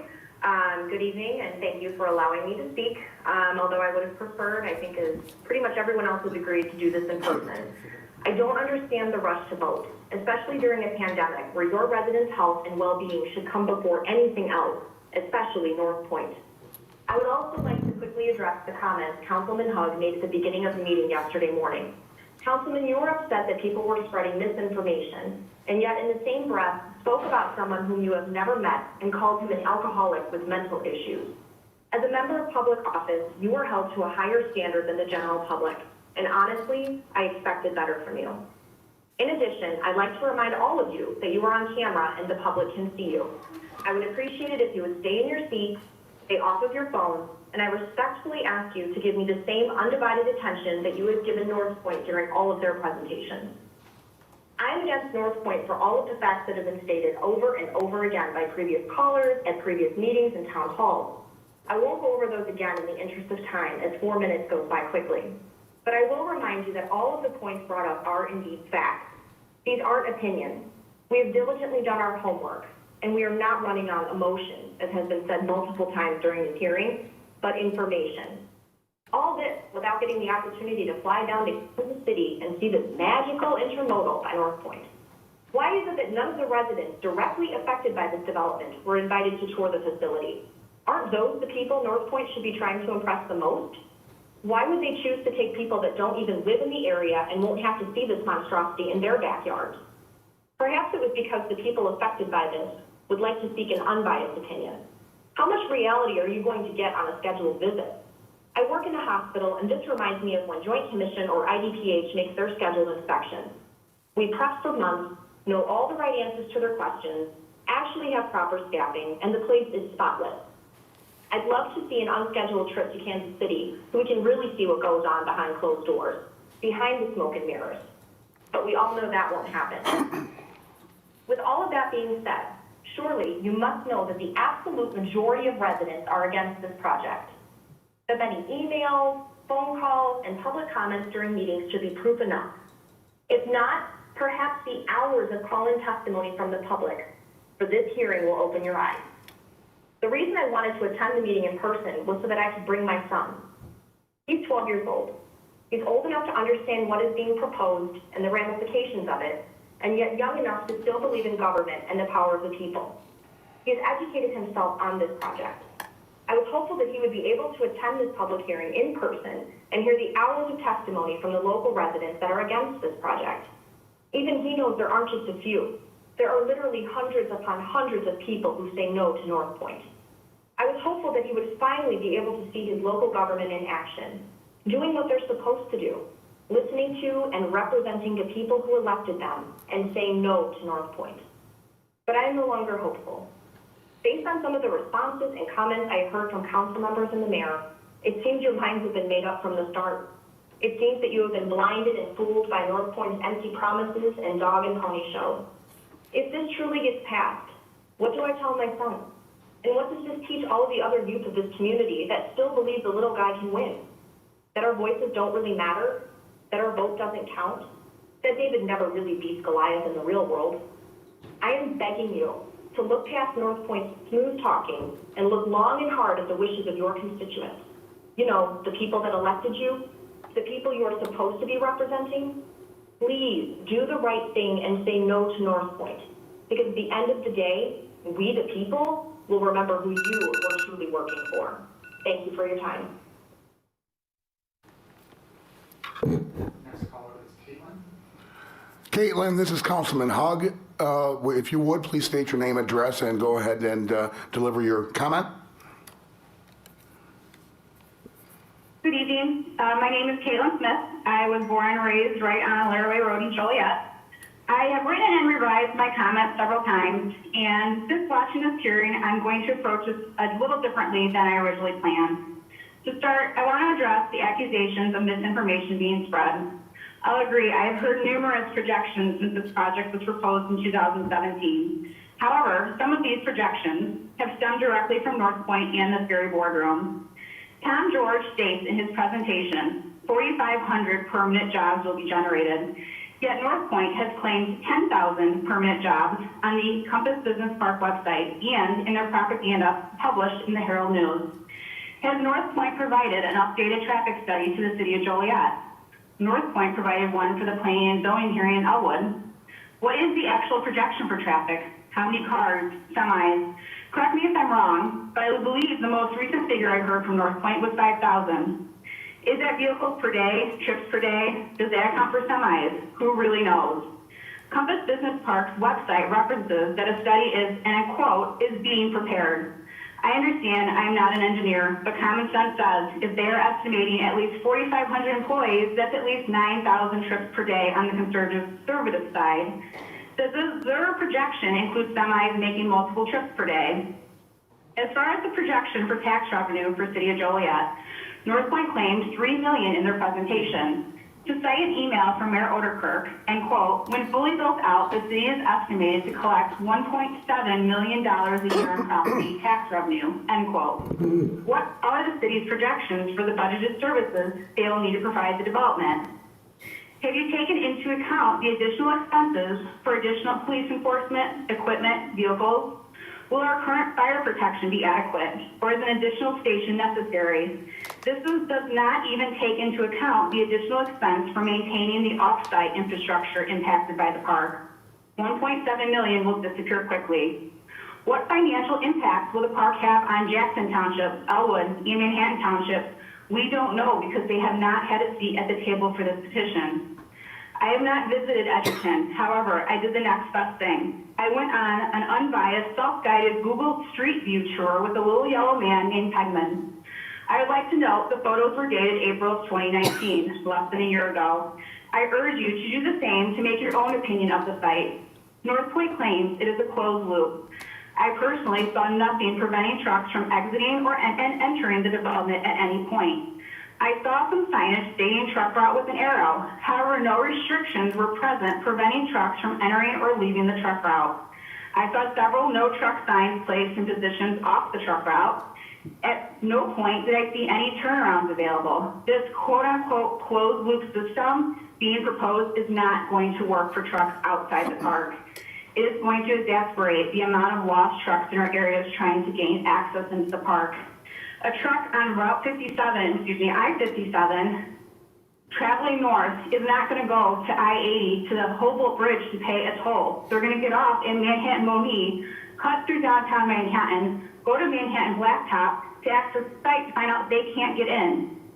Has North Point released any projections on the impact to our already congested rail system? How many more delays can we expect to see? The Canadian National, who I have witnessed BNSF engines utilizing, runs from the east side all the way through New Lenox and continues east into Matson.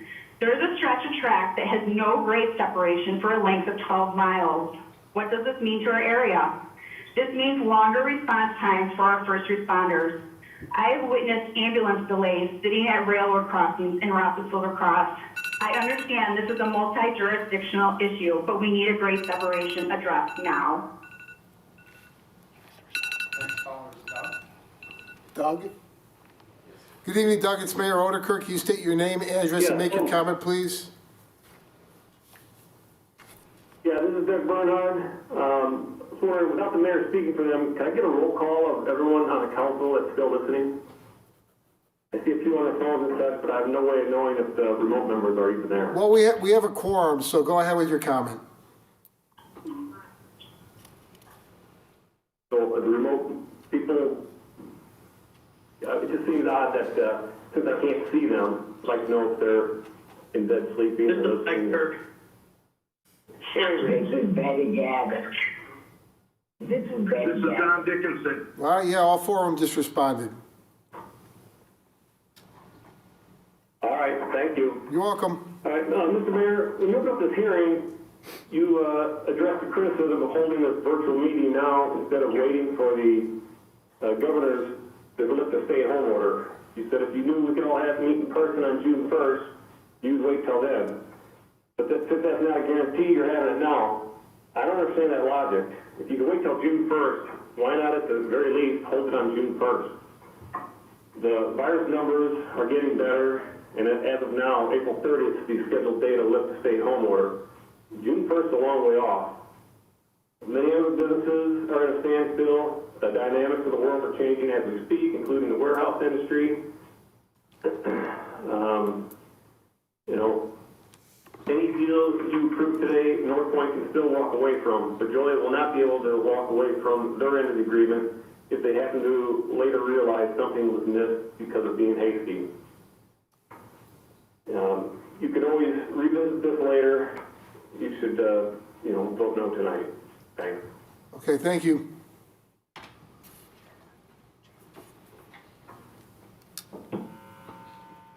Jacqueline on the line? Good evening, Jacqueline. It's Mayor Oedekerk. Can you state your name, address, and leave your comment, please? Hi, yes, my name is Jacqueline Wazowski. I'd like to start by stating that I am strongly opposed to the North Point proposal. The negative impacts that this proposed project will have on the surrounding road systems and housing markets would be unavoidable. This project has had strong opposition since 2017. So for North Point or this council to continue to try and sell it as what the people or the surrounding communities want is ridiculous. This should not be some Hail Mary attempt to help Joliet's economy during this pandemic. In fact, it would be the opposite. The long-term impacts of this stretch far beyond the financial impacts that Joliet and its surrounding communities are collectively facing. As other communities eventually pull out of their difficulties, Joliet would be stuck with North Point, pushing it on its good neighbors as well. The North Point project would impact more than just Joliet. It's so clear that our area doesn't have the infrastructure to support the current traffic troubles that we have. The amount of accidents, deaths, and faulty structures is already such a concern to Joliet and the surrounding communities. The amount of traffic that North Point would add is devastating. I don't want my family near that, and I have neighbors that don't as well. You can be pushing more taxpayers and customers out of this area, maybe the state. North Point talks of their proposed closed loop and bridge as some saving grace for this traffic, but there is no bridge. Joliet doesn't have control over the approval of a bridge. The land isn't acquired, and the state hasn't approved it. Without this bridge, why is this meeting even called to a vote? Why would you vote yes to something that is not a final product and open yourself up to the cost of that litigation when you should be working on budgetary measures that you can actually control now during this pandemic? Also, I'd like to state my belief that this special meeting is unethical and a violation of my right to a proper public hearing. My ability to be a part of and fully listen to this meeting is impacted. Internet connection issues have caused me to be kicked off the live stream. There's been lost audio. We're a family of essential workers trying to watch our neighbor's testimony during work hours, waiting to be called during work hours. And I'm not a negligent parent. So my ability to fully engage in these meetings, to hear and follow the commentary is hindered because I'm unable to hire a babysitter during a shelter-in-place order due to the current pandemic. I could put the sitter, their family, my family's lives at risk to do so. And I say that's humorous to some of you as you sit where this meeting is actually intended to be, well, when you're actually sitting in your seat. But for myself and other constituents, participating from my home is not conducive to a public hearing. But here we are, and for those that were able to get through on the phone and heard, I hope you listen to them and vote no. And if you vote yes, I guess we see if this ends up like the movie theater at Rock Run Crossing, jumping into another project without the infrastructure green-lighted. But no, instead you push forward with this project during a pandemic so North Point can close on their parcel of land before it reverts back to residential zoning. You're supposed to work for your constituents, not foreign purchasers. Thank you. Thank you. As far as Dan? Hi, Dan. It's Mayor Oedekerk. Can you give your name, address, and comment, please?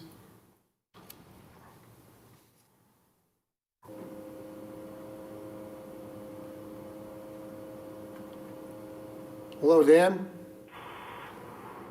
Is Dan McCarron been called because there was some goofed up voice there? Am I on? You're on, Dan. If you can make your name or make your comment, Hello? please. My name is Dan McCarron. My wife and family and friends live in Jackson Township. I am a local career union construction worker. Please vote no to North Point. I have many cogent objections to North Point. This board is unfairly limiting public input. This sham cobbled public hearing and some of the board on-camera activity is a disgrace. This board should shut down this meeting and apologize to the community. If I were a board member and on here with you folks tonight, COVID-19 aside, considering some of your board exhibited behavior, I would demand a mask just to hide. Proper and timely notice of this meeting is not given to the residents most impacted by North Point. Many residents do not have access to technology required to watch and participate in the meeting online.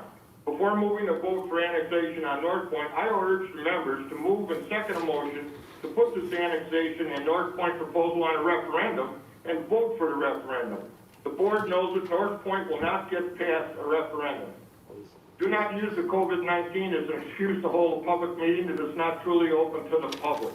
Mayor Oedekerk's alibi for holding the sham meeting is Joliet has cash trouble. Past foolishness is no excuse to rush more of the same. Joliet has no need to rush. Other communities have rejected North Point. North Point is simply a short-term, lightweight cash cow for Joliet. Why make North Point a long-term curse for everyone living or passing through the area?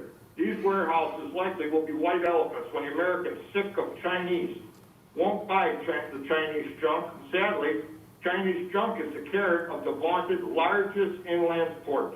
This format does not allow for true interaction between the council and the citizens who ask to be heard. I have much more evidence that needs more than a 4-minute limit.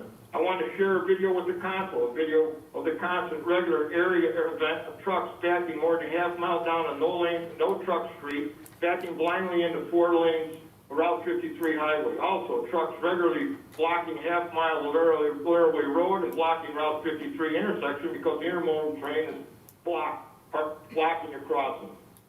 Joliet chose this format to block all important evidence that runs counter to the special interest agendas. A resident should have the ability to look over all the agreements and maps and illustrations, traffic studies, etc. for the development of the North Point before the meeting begins. Review the exhibits. Common sense was rejected by Joliet with this ill-devised meeting format. Joliet has not done the homework on North Point. Joliet does not have the tools, infrastructure, or ability to manage now, let alone what is proposed to be the further disaster foisted on the citizens. There should be a setting of give and take between the council and the residents. A citizen spokesperson is denied the right to look the council in the eye. North Point is not an emergency. The council has chosen to push the shady meeting during the COVID-19 lockdown. The traffic study. This less than open meeting format fails to display traffic and freight movement studies to justify your North Point project. Joliet has epically failed with Amazon and Center Point already. Traffic mismanagement designed and built into the Amazon area is non-evident. Joliet allows Center Point to run amok on a daily basis. Mud on the streets, lack of silt control, unlicensed contractor vehicles running the streets, closing streets, giving away public roadways without due process, relocating streets with no due process, big trucks running posted, no truck streets 24/7, with almost non-existent police law enforcement. Currently, contractors are parking in truck turnarounds, blocking traffic, no flag persons or traffic control on site. I have much more to share. I'm limited by time. Long ago, the American Indians were largely fooled into giving up their land to beautiful habitat for a wagon of beads and a pile of blankets. The innocent, trusting Indians were destroyed by politicians and greedy businessmen. Joliet and North Point are just grabbing from Will County folks that know better than the Indians. Next caller is Mike. Good evening, Mike. It's Mayor Oedekerk. Can you give your name, address, and comment, please? My name is Mike. I live in Will County, north of Green Road, and I would like to talk about the BP gas and oil line that comes through me and my family's property, and also intersect and cross and make an exit to this potential 1,300-acre development. And I was wondering, do you guys know how many BP pipe and oil lines go through this property? How many miles are buried underground? This was never brought to our attention. I was wondering, is BP going to move these lines? Is North Point going to build over them? How are they going to build the best contaminated water catch system with underground oil and gas lines? How is BP going to get access to these lines in case of an emergency with buildings and parking lots on top of them? They have been digging up this property that they own through an easement for the last 8 to 10 months. And I see a potential danger. How can anyone vote on this matter not knowing the answers or the questions that haven't been asked yet? Is it to move these lines, or are the taxpayers going to take the hit?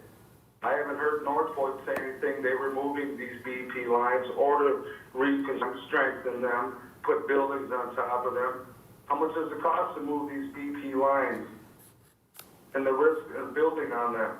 Does Joliet have permission with BP to give up their easements? I'm a union carpenter, one of many brothers and sisters that live in this area. So shame on you union brothers and sisters that would piss down our backs while telling the public that you need this project to survive. You all make good money. This project is not being built here if there's a no vote. It only means you will be working somewhere else. You are in the union. And as a carpenter, and I build hundreds of houses in Will County, as soon as the house is done, you have no idea who your neighbor's going to be, no matter what the real estate agent tells you, just like North Point. 2 days ago, there was a car backed up in front of me, and I got out of the car, and there was a semi that tried to make an illegal turn off of Schweitzer and Ridge Road. There was a Will County cop up there directing traffic, telling everyone to go around, and I said, what the heck's this guy doing? Will County has no right or no jurisdiction to give the truck drivers a ticket. There's no ordinance set in place for these drivers that are lost. Their GPS told them which way to go. That was the wrong way.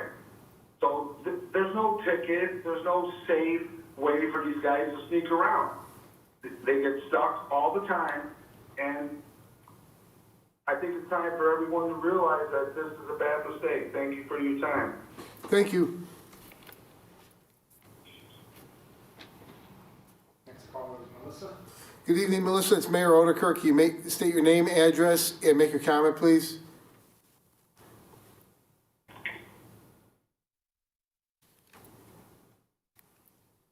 Hello, can you hear me? Go ahead, ma'am. My name is Melissa Guyot. I live in Jackson Creek Township. Due to the global pandemic, we are not able to attend this meeting face-to-face. I know of others that wanted to attend and speak, but due to the current crisis, we're unable to. Due to either not having internet access, being actually ravaged by the COVID-19 virus at home, or hospitalized, leaving them without a voice in the matter. These are people that live in the area or work in Joliet, your people, that have been denied their opinion and their right to speak. We also wanted to attend the meeting ourselves as a family. I actually wanted to put a face to the people that are directly affected by this.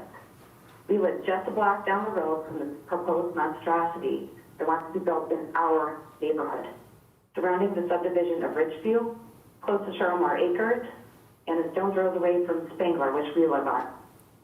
Not to mention the proximity of schools and our farming community and families that surround us. As a nurse, we are taught to use evidence-based research in our practice of medical care, use scientific proven data from reliable sources to ensure quality care and safety for those we tend to. There are already numerous medical articles with evidence-based research out there with data statistics showing the adverse side effects of diesel pollution, water pollution, and even light pollution on children and those with other comorbidities. There were other speakers in my neighborhood stating that they themselves have medical issues or their parents or children. Some of these pollutants are not only carcinogenic, meaning cancer-causing, but may even be teratogenic, which causes embryonic deformation, sterilization in children. My 5-year-old son has pulmonary issues. We moved out here from New Lenox to raise a family in a country setting. We have pheasants, deer, hawks, falcons, foxes, and even bald eagles nesting close by. We fish out of the creek that runs in our backyard. We garden. We raise bees. What would happen to my son, the other children, my neighbors, and the wildlife in our area? What will happen to our water supply, since we are all on well and septic, especially if it becomes contaminated by fuel or oil, or drains our aquifers dry, since North Point doesn't have water supplies? And this isn't even touching on safety with the increased trucks and other vehicles that would be traversing our road in our neighborhood. As a matter of fact, there was a semi stuck on Cherry Hill Monday afternoon right before the meeting. Thankfully, it was able to turn around, but others had not been so lucky. So that's why I actually wanted to attend this meeting in person. I specifically wanted you to look my 5-year-old son in his eyes and tell him that his life doesn't matter. Tell him that his health issues and safety does not matter. We won't be able to move if this is built. Our property values will plummet, and my son's health will surely decline breathing and exhaust fumes from his own home and school. So my question to you and any of you that are actually watching this, who will be willing to purchase my home or any of the other homes in our neighborhood at their proposed value now? Who wants to live next to this and raise their family or have their grandchildren visit. For my opinion, if you want this so badly, if you think this is such a great opportunity, then anyone who votes yes should be the ones that should live next to it. Because North Point isn't offering us anything. And so basically signing my son's death warrant and many others by putting this through, I'm saying no to North Point. Thank you for your time. Thank you. Next we have Mallory. Hi, Mallory. It's Mayor Oedekerk. Can you state your name, address, and make your comment, please? Thank you, Mayor and Council. My name is Mallory, and I will be reciting the following statement as written by my mother, Janine. We are both opposed to the North Point project. I'm a lifelong resident of Will County. I attended Joliet Central High School, Joliet Junior College, the University of St. Francis, and Lewis University. My daughter currently attends Joliet Central. I'm a registered nurse by trade and have spent most of my 30-year career servicing the residents of Joliet and Greater Will County. I'm a tax-paying citizen who owns property in both Elwood and Jackson Township. I know some of you on the board and those working with North Point are well aware of this, since it lies within the footprint of North Point's Compass Business Park. Let me clarify by adding that the current FAA property being sought for contiguity was previously the northwest corner of our family farm. Our ancestors were some of the early settlers here, and the fertile land has been actively farmed since their arrival in the mid-1800s. We are not the largest or the only centurion farm that would be seriously impacted by North Point's Compass Business Park. People here have the love and appreciation of the land and of the lives that we all have built here. So, briefly, I'd like to point a few things out. Many people have asked, how did North Point acquire all this land? Why did people sell their land to them if they didn't want it here? I have reason to believe that some people may have been deceived into thinking they were selling into another farm operation or a private entity, rather than a billion-dollar developer looking to build a business park. In my personal experience, I was approached from several different angles, and the first to inquire about our property made several calls to me to no avail. Then, one night about 9 p.m., that same gentleman came to my home unannounced. He did not use my front door like most doing business, but rather came to my back door, which led me to believe it was a family member or friend. He said he was the one who had called previously about the farmland, so I cracked the door to speak to him. I told him I had already told him that we were not interested in his $1,000 an acre offer, and in fact we were not interested in selling at this time, and I went to shut my door. He then put his leg and part of his body in the way as to not let me close my door. I was home alone with my daughter at the time, and she was already in bed for the night. As a previous victim of random violence, I was terrified. It took a bit of a threat for him to retract his body from my doorway, but he still kept his foot in between the door and the jamb. I had just threatened him with slamming the door on his foot before he removed himself altogether. I was pretty shook up from the incident. There have been more approaches regarding the land since Joliet started reviewing this project. Again, a gentleman claiming to be from a farm operation in Michigan called us multiple times over the past year or so. I contacted my lawyer and directed all correspondence to go through counsel. However, the call still came, and their written proposals didn't even include the buyer's information. After a lack of interest was clear to them, yet another proposal came, but this time it was from North Point's attorney. I'm curious as to how many people were misled during the acquisition of these land contracts. Were deceptive practices used to obtain any of the land options? It is my understanding that some of these options are due to expire soon. Is this the big rush for the vote during the pandemic? Are we catering the North Point and their expiring land options rather than considering the safety and rights of the public body? If North Point isn't closed on these land deals, and people have since discovered their deals weren't with who they thought they were, I'm sure some sellers may change their minds. Is this the real reason for moving so quickly on this vote? And how is it that a 100% project labor agreement has already been signed for work on the North Point project, and the union tradesmen promised work when the board has not heard from their constituents or voted on the project yet? What other behind-the-scenes promises and incentives has the union received in advance of this vote to influence their position? It seems the union reps have been the primary proponents of the controversial project, although North Point is known for its labor disputes. Have any board members, local politicians, union reps, or affiliates received money or any other incentives from North Point today? Per North Point's agreement with Joliet, it states that North Point will only be responsible for the infrastructure within their business park. What about the rest? Who will be paying for maintenance and repair of township, city, and county roads? What about our highways and interstates? How can we as a county even consider moving forward with this project prior to addressing the massive amount of road and bridge work that is already needed? This is yet to be clarified for the people. A project of... Good evening, Melissa. It's Mayor Oedekerk. Can you state your name, address, and phone number? Or, I'm sorry, make your comment, please.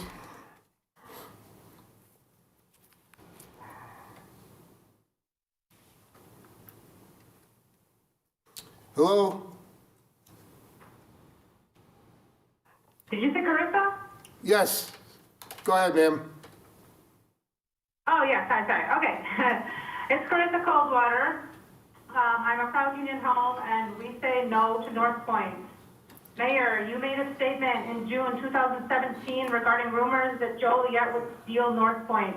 You said, we have no plans. No one has approached us. We have enough trucks already. So here we have it. You yourself acknowledging that North Point will bring more truck traffic that we don't need because we have enough trucks already. But wait, what has changed? Why are we where we are today? This had me curious, and while doing research, I found something everyone should know. In 2019, North Point was linked to a federal investigation after they hired a man named Dan DeVroe to persuade county officials in St. Louis to approve a project. In the end, the county executive who accepted those donations by Dan working for North Point was sentenced to 46 months in prison after pleading guilty to steering business towards a campaign donor in exchange for thousands of dollars in contributions. I would like to welcome the Chicagoland Operators Joint Labor Management Fund. We see through public record that North Point donated $23,200 to that fund in April 2019. But just last month, Larry Huck's campaign received a $22,000 donation from that exact same fund. Maybe that's just coincidence, maybe it's not. Sherry Reardon, you yourself accepted $1,000 from a company directly related to North Point.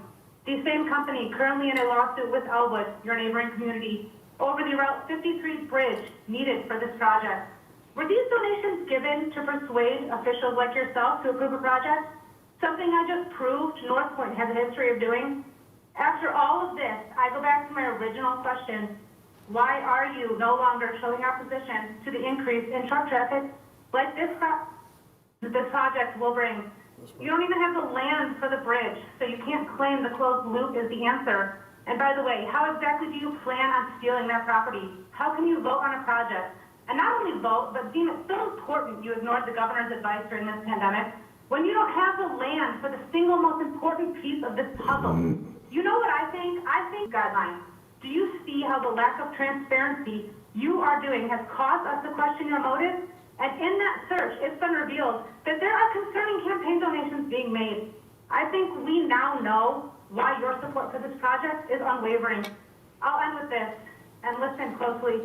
If you have received a donation from North Point, anyone associated with North Point, any of its affiliates, or a campaign working with North Point, you have, by definition, accepted a bribe, and we demand you recuse yourself from the vote. And if you are seeing people driving around, taking pictures that make you uncomfortable, it is enough. It might be the feds. Thank you. Goodbye. Thank you. Hold on the next call. Yeah, Mayor, this I think is very imperative. When people lie and misrepresent, this woman did lie. Now, I did run and lost for state senate. I think some people are aware of that. I believe she knowingly lied, but I don't know. But since every one of our campaign contributions are available 24/7 at the website of the Illinois State Board of Elections, actually, absolutely, one of my contributions in the state, would never hide it, for the state senate race was $15,000 from the joint council. She purposely said, I found I heard her, you heard her, a $22,000 contribution from North Point and $22,000 a hug. That would make her a liar. And anybody out there who's offended and saying it's unprofessional, no, it's immoral to lie.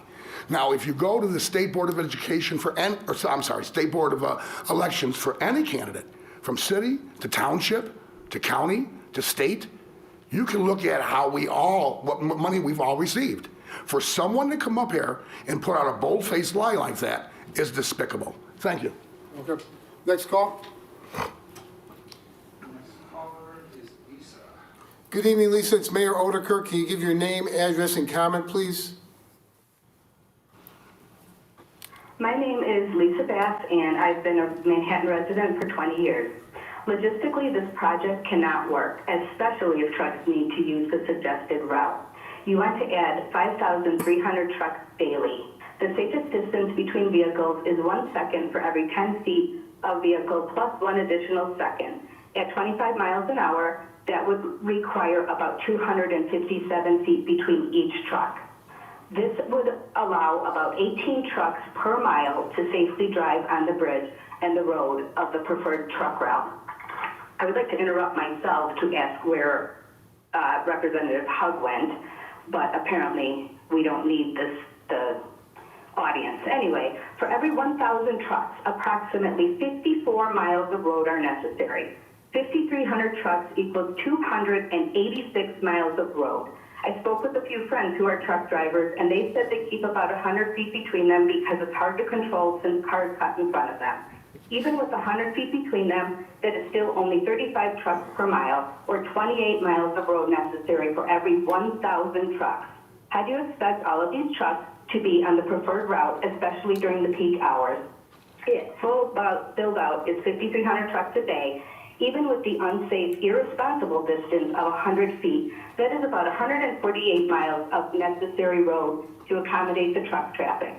This would stretch out all the way to Decatur. I realize it won't all be going the same way, but split 4 ways between 80 east and west and 55 north and south, that's still 35 miles of trucks each location. This does not even include any of the employee vehicles.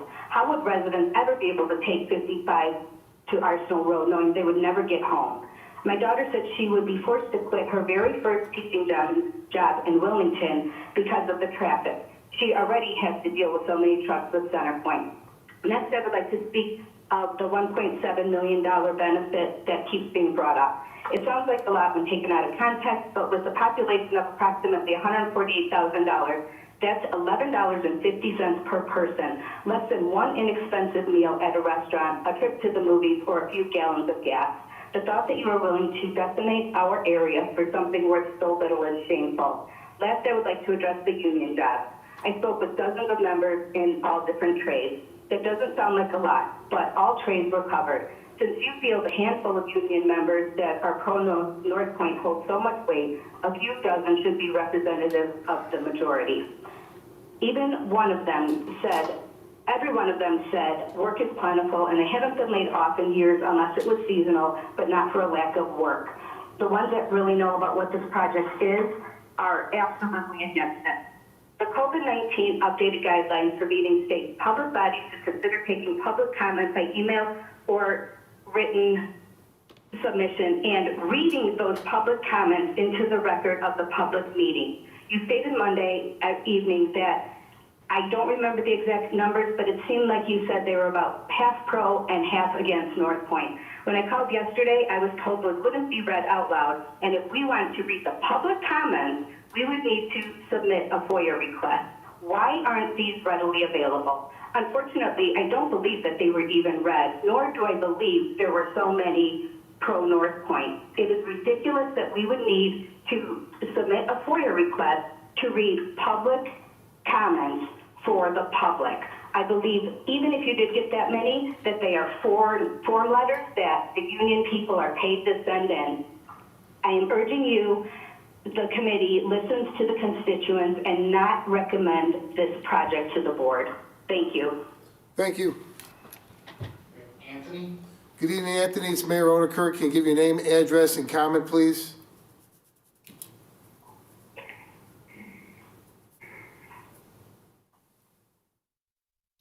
Hello? Yes, hello. Yes, go ahead, sir. Can you hear me? Yes. Yes, my name's Anthony Coldwater. Can you hear me? Yes, sir. Go ahead. I'd like to show opposition to this project. I'm calling to say that I'm greatly opposed. My family and I are greatly opposed to this project, and we just want to say no to North Point. I think that maybe the name calling as well, right? It's funny how you guys pick and choose what comments you want to comment on, and how you get upset when maybe the truth is being spoken to. So maybe that's uncalled for, and maybe some of the questions should be answered in lack of making fun or name calling. So that's all I wanted to say. Just say no. Thank you. Next we have Pat. Good evening, Pat. It's Mayor Oedekerk. Can you give your name, address, and comment, please? Pat Anderson. Many of the calls you've taken so far have voiced the concerns of people from Elwood, Manhattan, and South Joliet. They are the people who will be the most directly affected by the proposed development. But Joliet will be affected too, irrevocably, negatively affected. Are we not all hoping for responsible planned development in the larger Joliet area? Development that does not cause more problems with safety, traffic, noise, and pollution. Responsibly planned development that will not cost more than it provides. Reasonably planned development that will mitigate the reckless, speeding truck and car drivers that they will inevitably generate. Or will history just repeat itself, doing the same thing over and over, expecting but never achieving different results? We have already heard about the established and developing warehouse space. It's available in every direction from Joliet and within Joliet.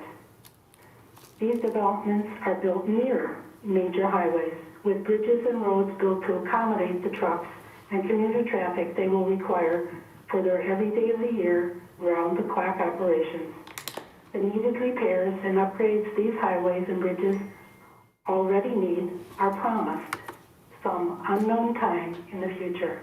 The toll bridge at Cobalt Road that is thought will ease the congestion of local roads is years away from completion. There are developments at nearly every single interchange along 80 and 55 within and outside of Will County. How can it be that we need more warehouse space? This is the definition of unbridled, unplanned development. Please, please look at what is happening. The economy and budget setbacks we are going through now are going to further delay the repairs, upgrades, and replacements that are needed today on the major and local roadways. The idea that this development would alleviate traffic defies logic. More warehouses mean more trucks and cars. This development actually increases the amount of traffic in the area by several thousand vehicles a day. Safety issues have not and will not be addressed by allowing this development. No amount of signage deters the errant truck and car traffic we have now.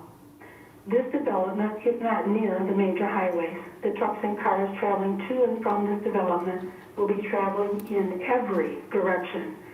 The traffic effect on the roads coming to and from Joliet and surrounding towns.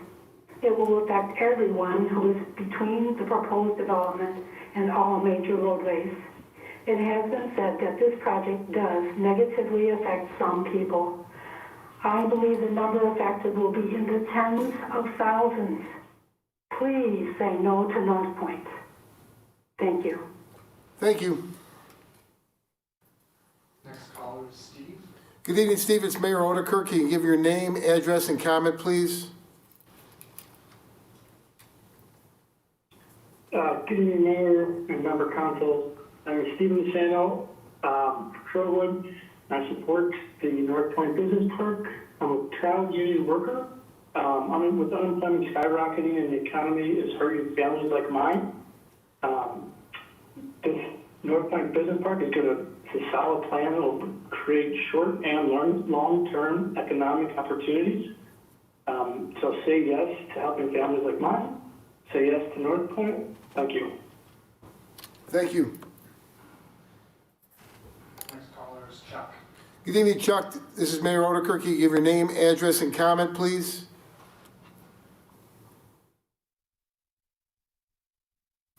Yeah, good evening, Chuck Williams. Actually born and raised in Joliet, and lived in the area my whole life, but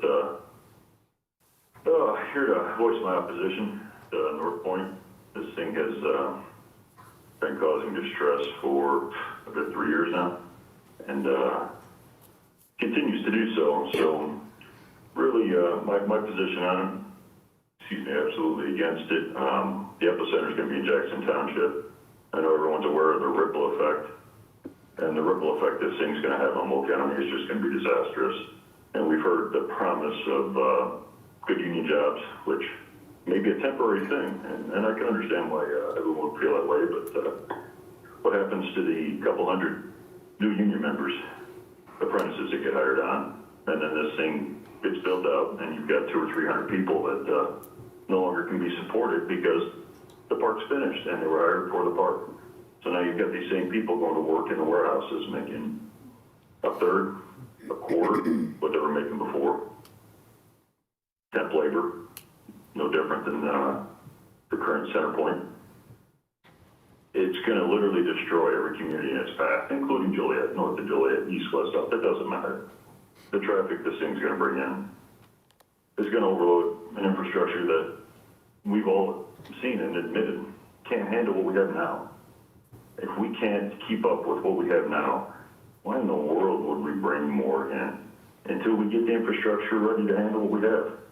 I mean, we can't support the traffic we have now. People are literally dying in these interstates. And it's not all trucks. No, I'm not against trucks. I'm a mechanic. Worked at Midwest Generation.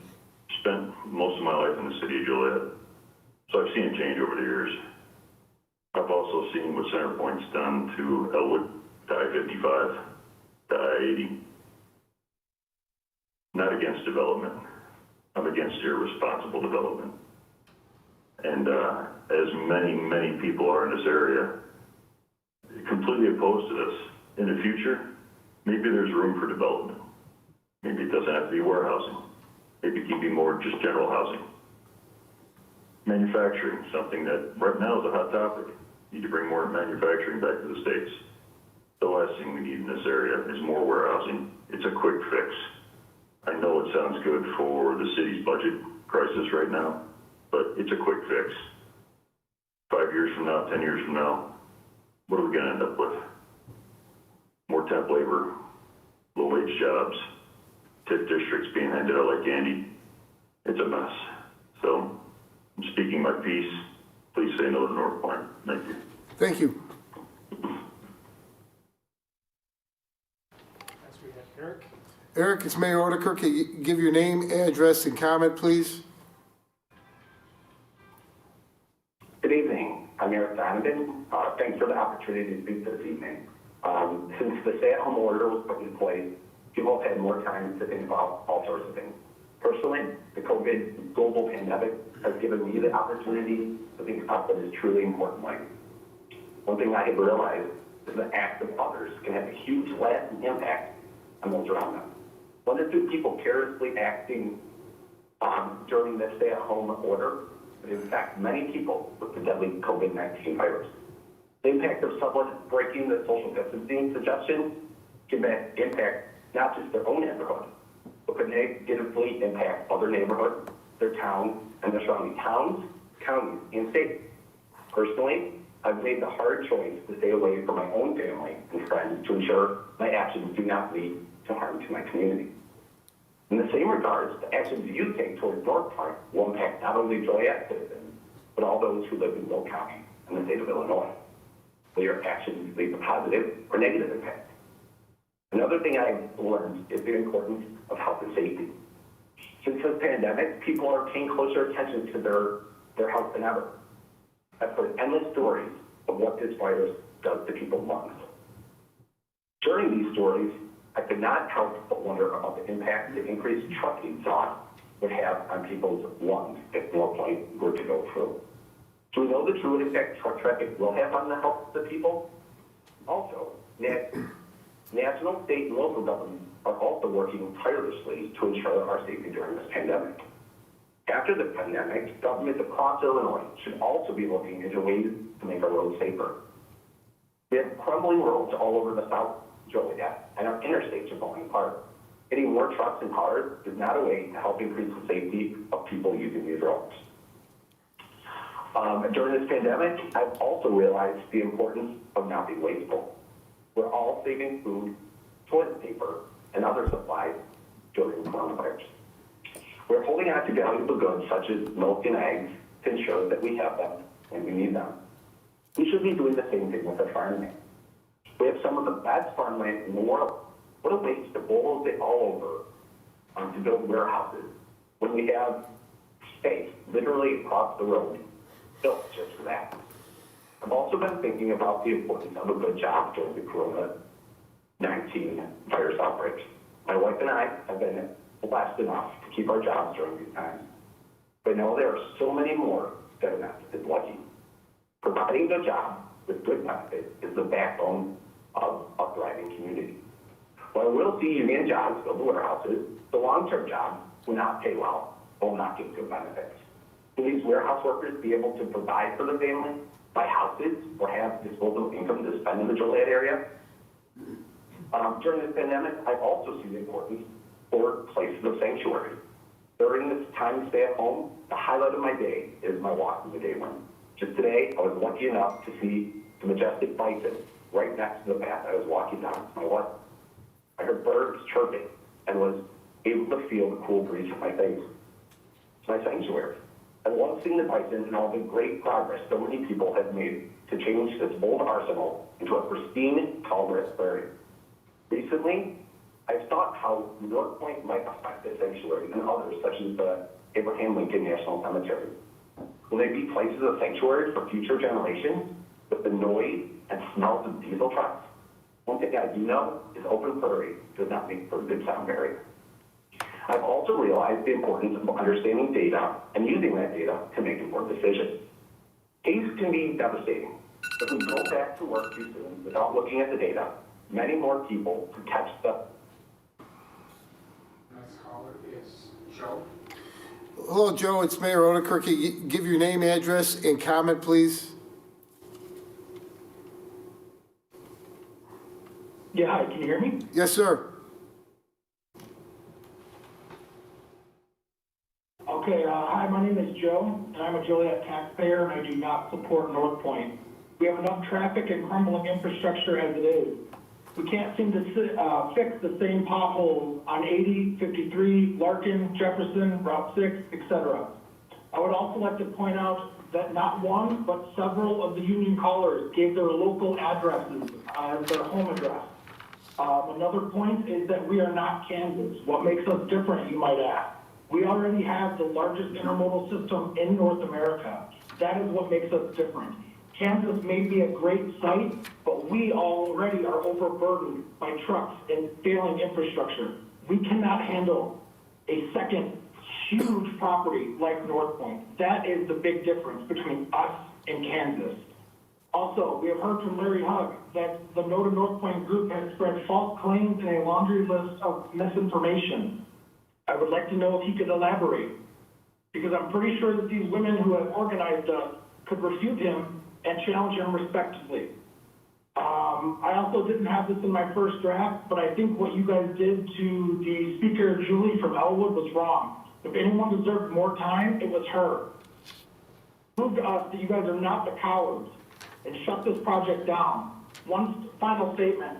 I'm curious, if I owned a piece of land in Joliet and my land rights were about to expire, would I get the same courtesy that North Point had? Or would I be told that there's a pandemic and that you guys cannot accommodate me? Vote no for this project, vote no to North Point. Listen to your constituents. Also, to add to Carissa's comment earlier, you can visit Sunshine, Illinois and see that North Point contributed $23,200 to the Joint Labor PAC, and then they donated to Larry Huck's campaign. Thank you. Thank you.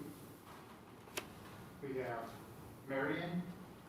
Marion, this is Mayor Oedekerk. Can you give your name, address, and comment, please? Yes, good evening. Thank you for this opportunity. My name is Marion Corley. I live at 912 Woods Avenue in Joliet. My comments have been voiced many times over these past few days, but it's important for me to say them as well. The effects of COVID-19 are drastically stressing Joliet and every city in uncountable ways, not to least, which is financially. I'm sure the city budget concerns weigh heavily on all of you, which makes voting yes for the proposed North Point Business Park very attractive, especially considering the huge amount of money North Point is presumed to offer. But your vote must reflect careful decision-making, resulting in a long-range benefit for all the people of Joliet and the neighboring communities as well. Though union construction jobs for this project will be available initially, these jobs will be short-lived. And even though these jobs are all of a sudden considered essential, the long-range jobs are warehouse jobs. And they are still low-paying, dangerous, and do not readily provide access to health care. The workers of Joliet and Will County are owed much better financial advantages than this project will provide. North Point will only add to the heavy environmental and social risks that burden Joliet and Will County. Legal questions surrounding the required requirement of property are not settled. The recapture agreement is vague. I do not underestimate the Joliet public opposition. There are far more in opposition than only those who have noted North Point signs. In talking to many people, I have found that residents know little or nothing about North Point's proposal. Unfortunately, people tend to take no interest in local planning until it negatively affects them. Voting yes is rushed. Please wait for the report from the CMAP study before making this decision. Or why not go out Centerpoint instead? Joliet residents are the biggest stakeholders here. You work for us. Protect us. Do not let our community become a warehouse ghetto. Vote no. Thank you. Next we have Jason. Jason, it's Mayor Oedekerk. Can you give your name, address, and comment, please? Hi, my name is Jason Oedekerk. I want to start off by saying, frankly, how shameful it is that some of the members of the City Council have not only dismissed residents not of Joliet, but just ignored them outright. Joliet is the fourth largest city in the state of Illinois. The decisions that you all make impact areas outside of your own city limits. And if you do not believe that, you're either naive or ignorant. Naivete can be forgiven. Ignorance is no excuse. And there's few of you on the board who have almost shown a willful ignorance. Willful ignorance is not only inexcusable, it is unforgivable. It is shameful, and you should know that. And if you don't, even more shame on you. Furthermore, the fact that you're even agreeing to do this project at this time, the company that wants you to annex this land, if you're so concerned with Joliet citizens, they're not based in Joliet. They don't own any land in Joliet. They're from Kansas City in Missouri. Nowhere near here, and yet you're more concerned with their business prospects than the health and safety and well-being of not only your own citizens, but of your neighbors. And that's what shocks me the most, that North Point's one of their core values that they keep going on about is that they're good neighbors. If this land gets annexed, myself and many of the people that have called in tonight and the nights previous will be Joliet's neighbors. If you care so much about us, don't dismiss our opinions. They matter whether you believe it or not. Thank you. Thank you. Next we have Julian. Julian, it's Mayor Oedekerk. Can you give your name, address, and comment, please? Hi, my name is Julian. Thank you for the opportunity to speak to you tonight. I oppose this pre-annexation agreement with Eastgate Logistics Park Chicago, LLC, for Compass Business Park. As I read through this pre-annexation agreement, I found some things that contradicted what has been said about this project by both you and the developer. First, you have stated, no building permits will be issued without the bridge. Yet, Section 3 of this agreement includes the following language, and I quote, if the approvals necessary to construct the bridge are not secured in a reasonable time frame, the parties shall mutually agree to an alternate location for truck traffic to access the property. You see, it's not as simple as no bridge, no permits, like you've led us to believe, because you will commit to an alternate route with this agreement. And unless you were trying to deceive the public along with this developer, this language should have been removed from this agreement before it was ever in consideration for a vote. After all, it is their responsibility to find a route, not yours. Don't let them put you in charge of this. Don't give them a legal way around building a bridge. Second, is that you have stated that they ask for no tax incentives from the city. This leads people to believe that they are not going to ask for any tax incentives at all. Yet, in Section 12 of this agreement, they ask not only for an enterprise zone, they demand you to support their effort to achieve it. Section 12, miscellaneous. The city shall support the developer's effort to achieve enterprise zone and foreign train zone status for the property. So who is being deceitful here, them or you? If you are innocent of this deception, you should unanimously reject this project or just these two sentences alone. If not, you will be left to explain why you not only ruined the lives of the people closest to this proposed project, but why you lied to your own constituents. It has taken North Point Youth years to get where they are on this project today, which in my opinion is 1 inch closer to being able to compete with the largest inland port in North America. They claim to be a company for the people, but despite being turned down by the very people they're supposed to promote, they have pushed forward. Remember, they did not come to you first. They have been turned down twice already. The welfare of the people of Joliet is not a priority to them, but you are their last hope. They want this project. They want the money that could be generated from this project. Let no national cemetery, no national prairie, no village, no township, and no elected official stand in their way. If you are honestly looking out for the good of your constituents, you should refuse to be North Point's puppet and turn away this pre-annexation agreement. Please vote no. Thank you for your time. Thank you. Next we have Nancy. Hello, Nancy. It's Mayor Oedekerk. Can you give your name, address, and comment, please? Nancy Bartels, Elwood. Thank you, Mayor and City Council members, for taking my call. As a proud Union home, I respectfully ask you to vote no to Compass Business Park Annexation Agreement, as the full impact of the coronavirus pandemic on the local, state, and federal economy cannot be determined. With the current shutdown of many funding sources for the city, especially gambling, what funding from the city up front is North Point going to need to improve infrastructure, for example, water and sewer lines?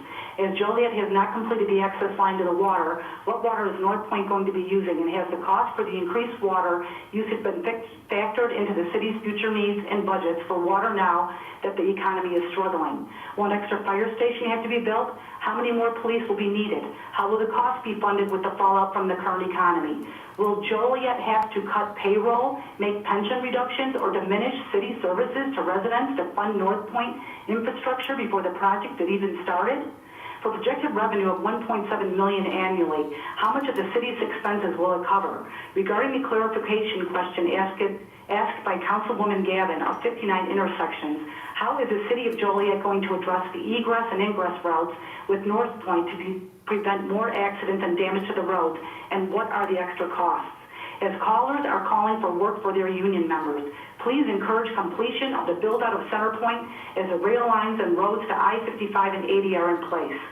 How will the current financial condition of the state of Illinois, which is currently projected to have a shortfall of $7.4 billion if they spent billions on unemployment, social services, medical needs, etc., plus losing tax revenue every day, how is that going to affect the Capitol bill and other state projects?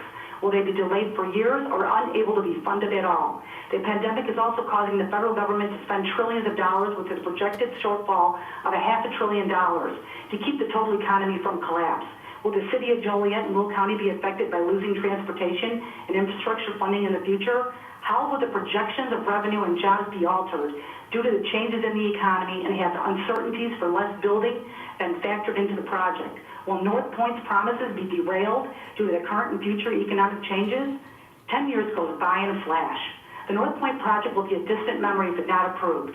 If it happens, what will the environment of Will County be like? Will it be just buildings with robots and more automation? Warehouse positions may become jobs of the past. using old technology and manual labor, as the pandemic may rapidly force processes to be automated in a shorter time frame.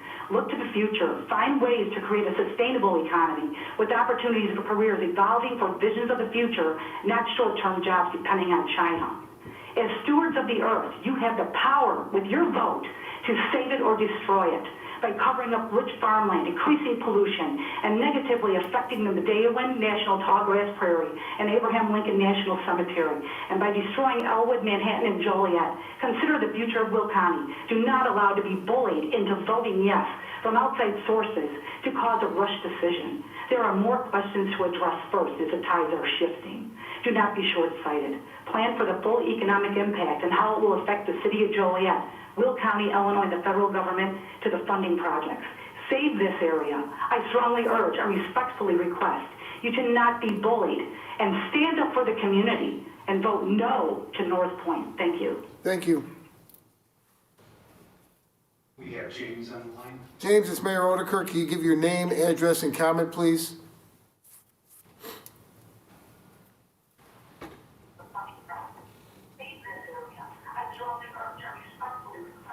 Hello, James.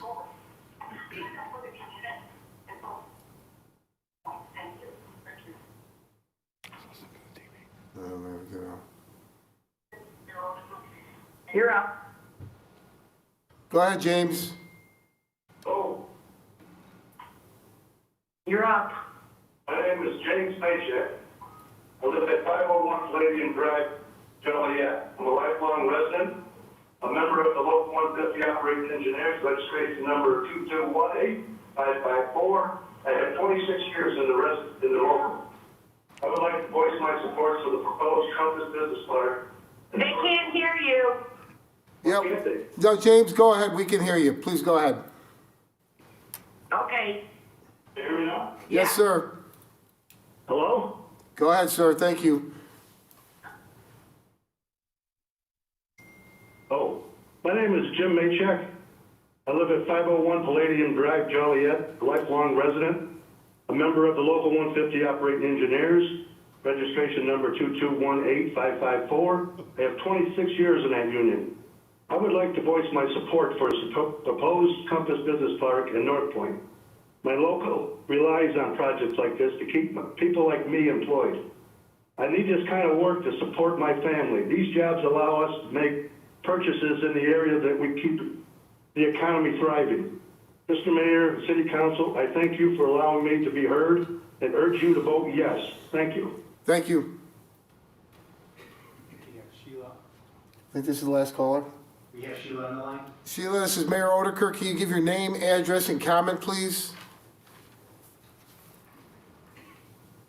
Hi, yes, my name is Sheila Myers, and I would like to say, living in this quaint farming community we call home for the last 39 years with my family, our town, Elwood.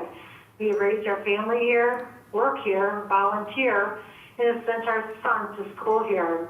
We have seen firsthand the impact warehouses have on homeowners that live next to them. Nasty trash in your yard, all along the roadsides. Take a good look the next time you go down 53, 55, or New River Road in Wilmington. It's disgusting. Constant noise from cars and trucks night and day. Our quality of air is diminished from trucks and cars, air pollution, rising crime, truck and car traffic all day, all night. There will be no more beautiful sunset bike rides or walks along country roads anymore. This would be a bad decision that could not be undone once made. It is clear that the people are opposed to this. Let's hope that democracy still reigns true in this great country and the people's wishes are heard and honored. Thank you. Thank you. That is the last call. Okay.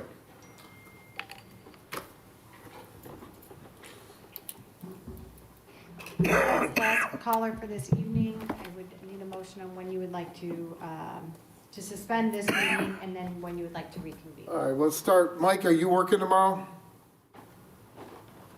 Yes, Mayor. What time would you be available? 4:30. Does that work for everybody else? Mayor, we have a 4 o'clock plan commission meeting in this. Yes. Maybe they could Go somewhere convene else. somewhere else. I believe they're using the conference bridge, so let me confer with IT if we would be able to hold both meetings. Can we do both? Cannot. How long are they gonna take? I don't know. You know, maybe we should consider going earlier. And you'll have 8 of the 9. Well, Mike Turk is working, can't make it. so I can't. We could, I guess, start at 5 or 5:30? I would recommend 5:30, just looking at the agenda for. Okay. All right. We'll start promptly at 5:30 though. Is it gonna be a problem switching over for you guys? Okay.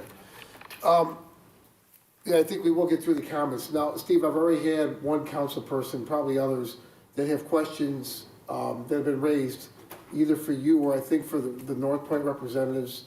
So can you have them available to answer the council's questions? I will certainly put in that phone call I don't think you're tomorrow on. morning.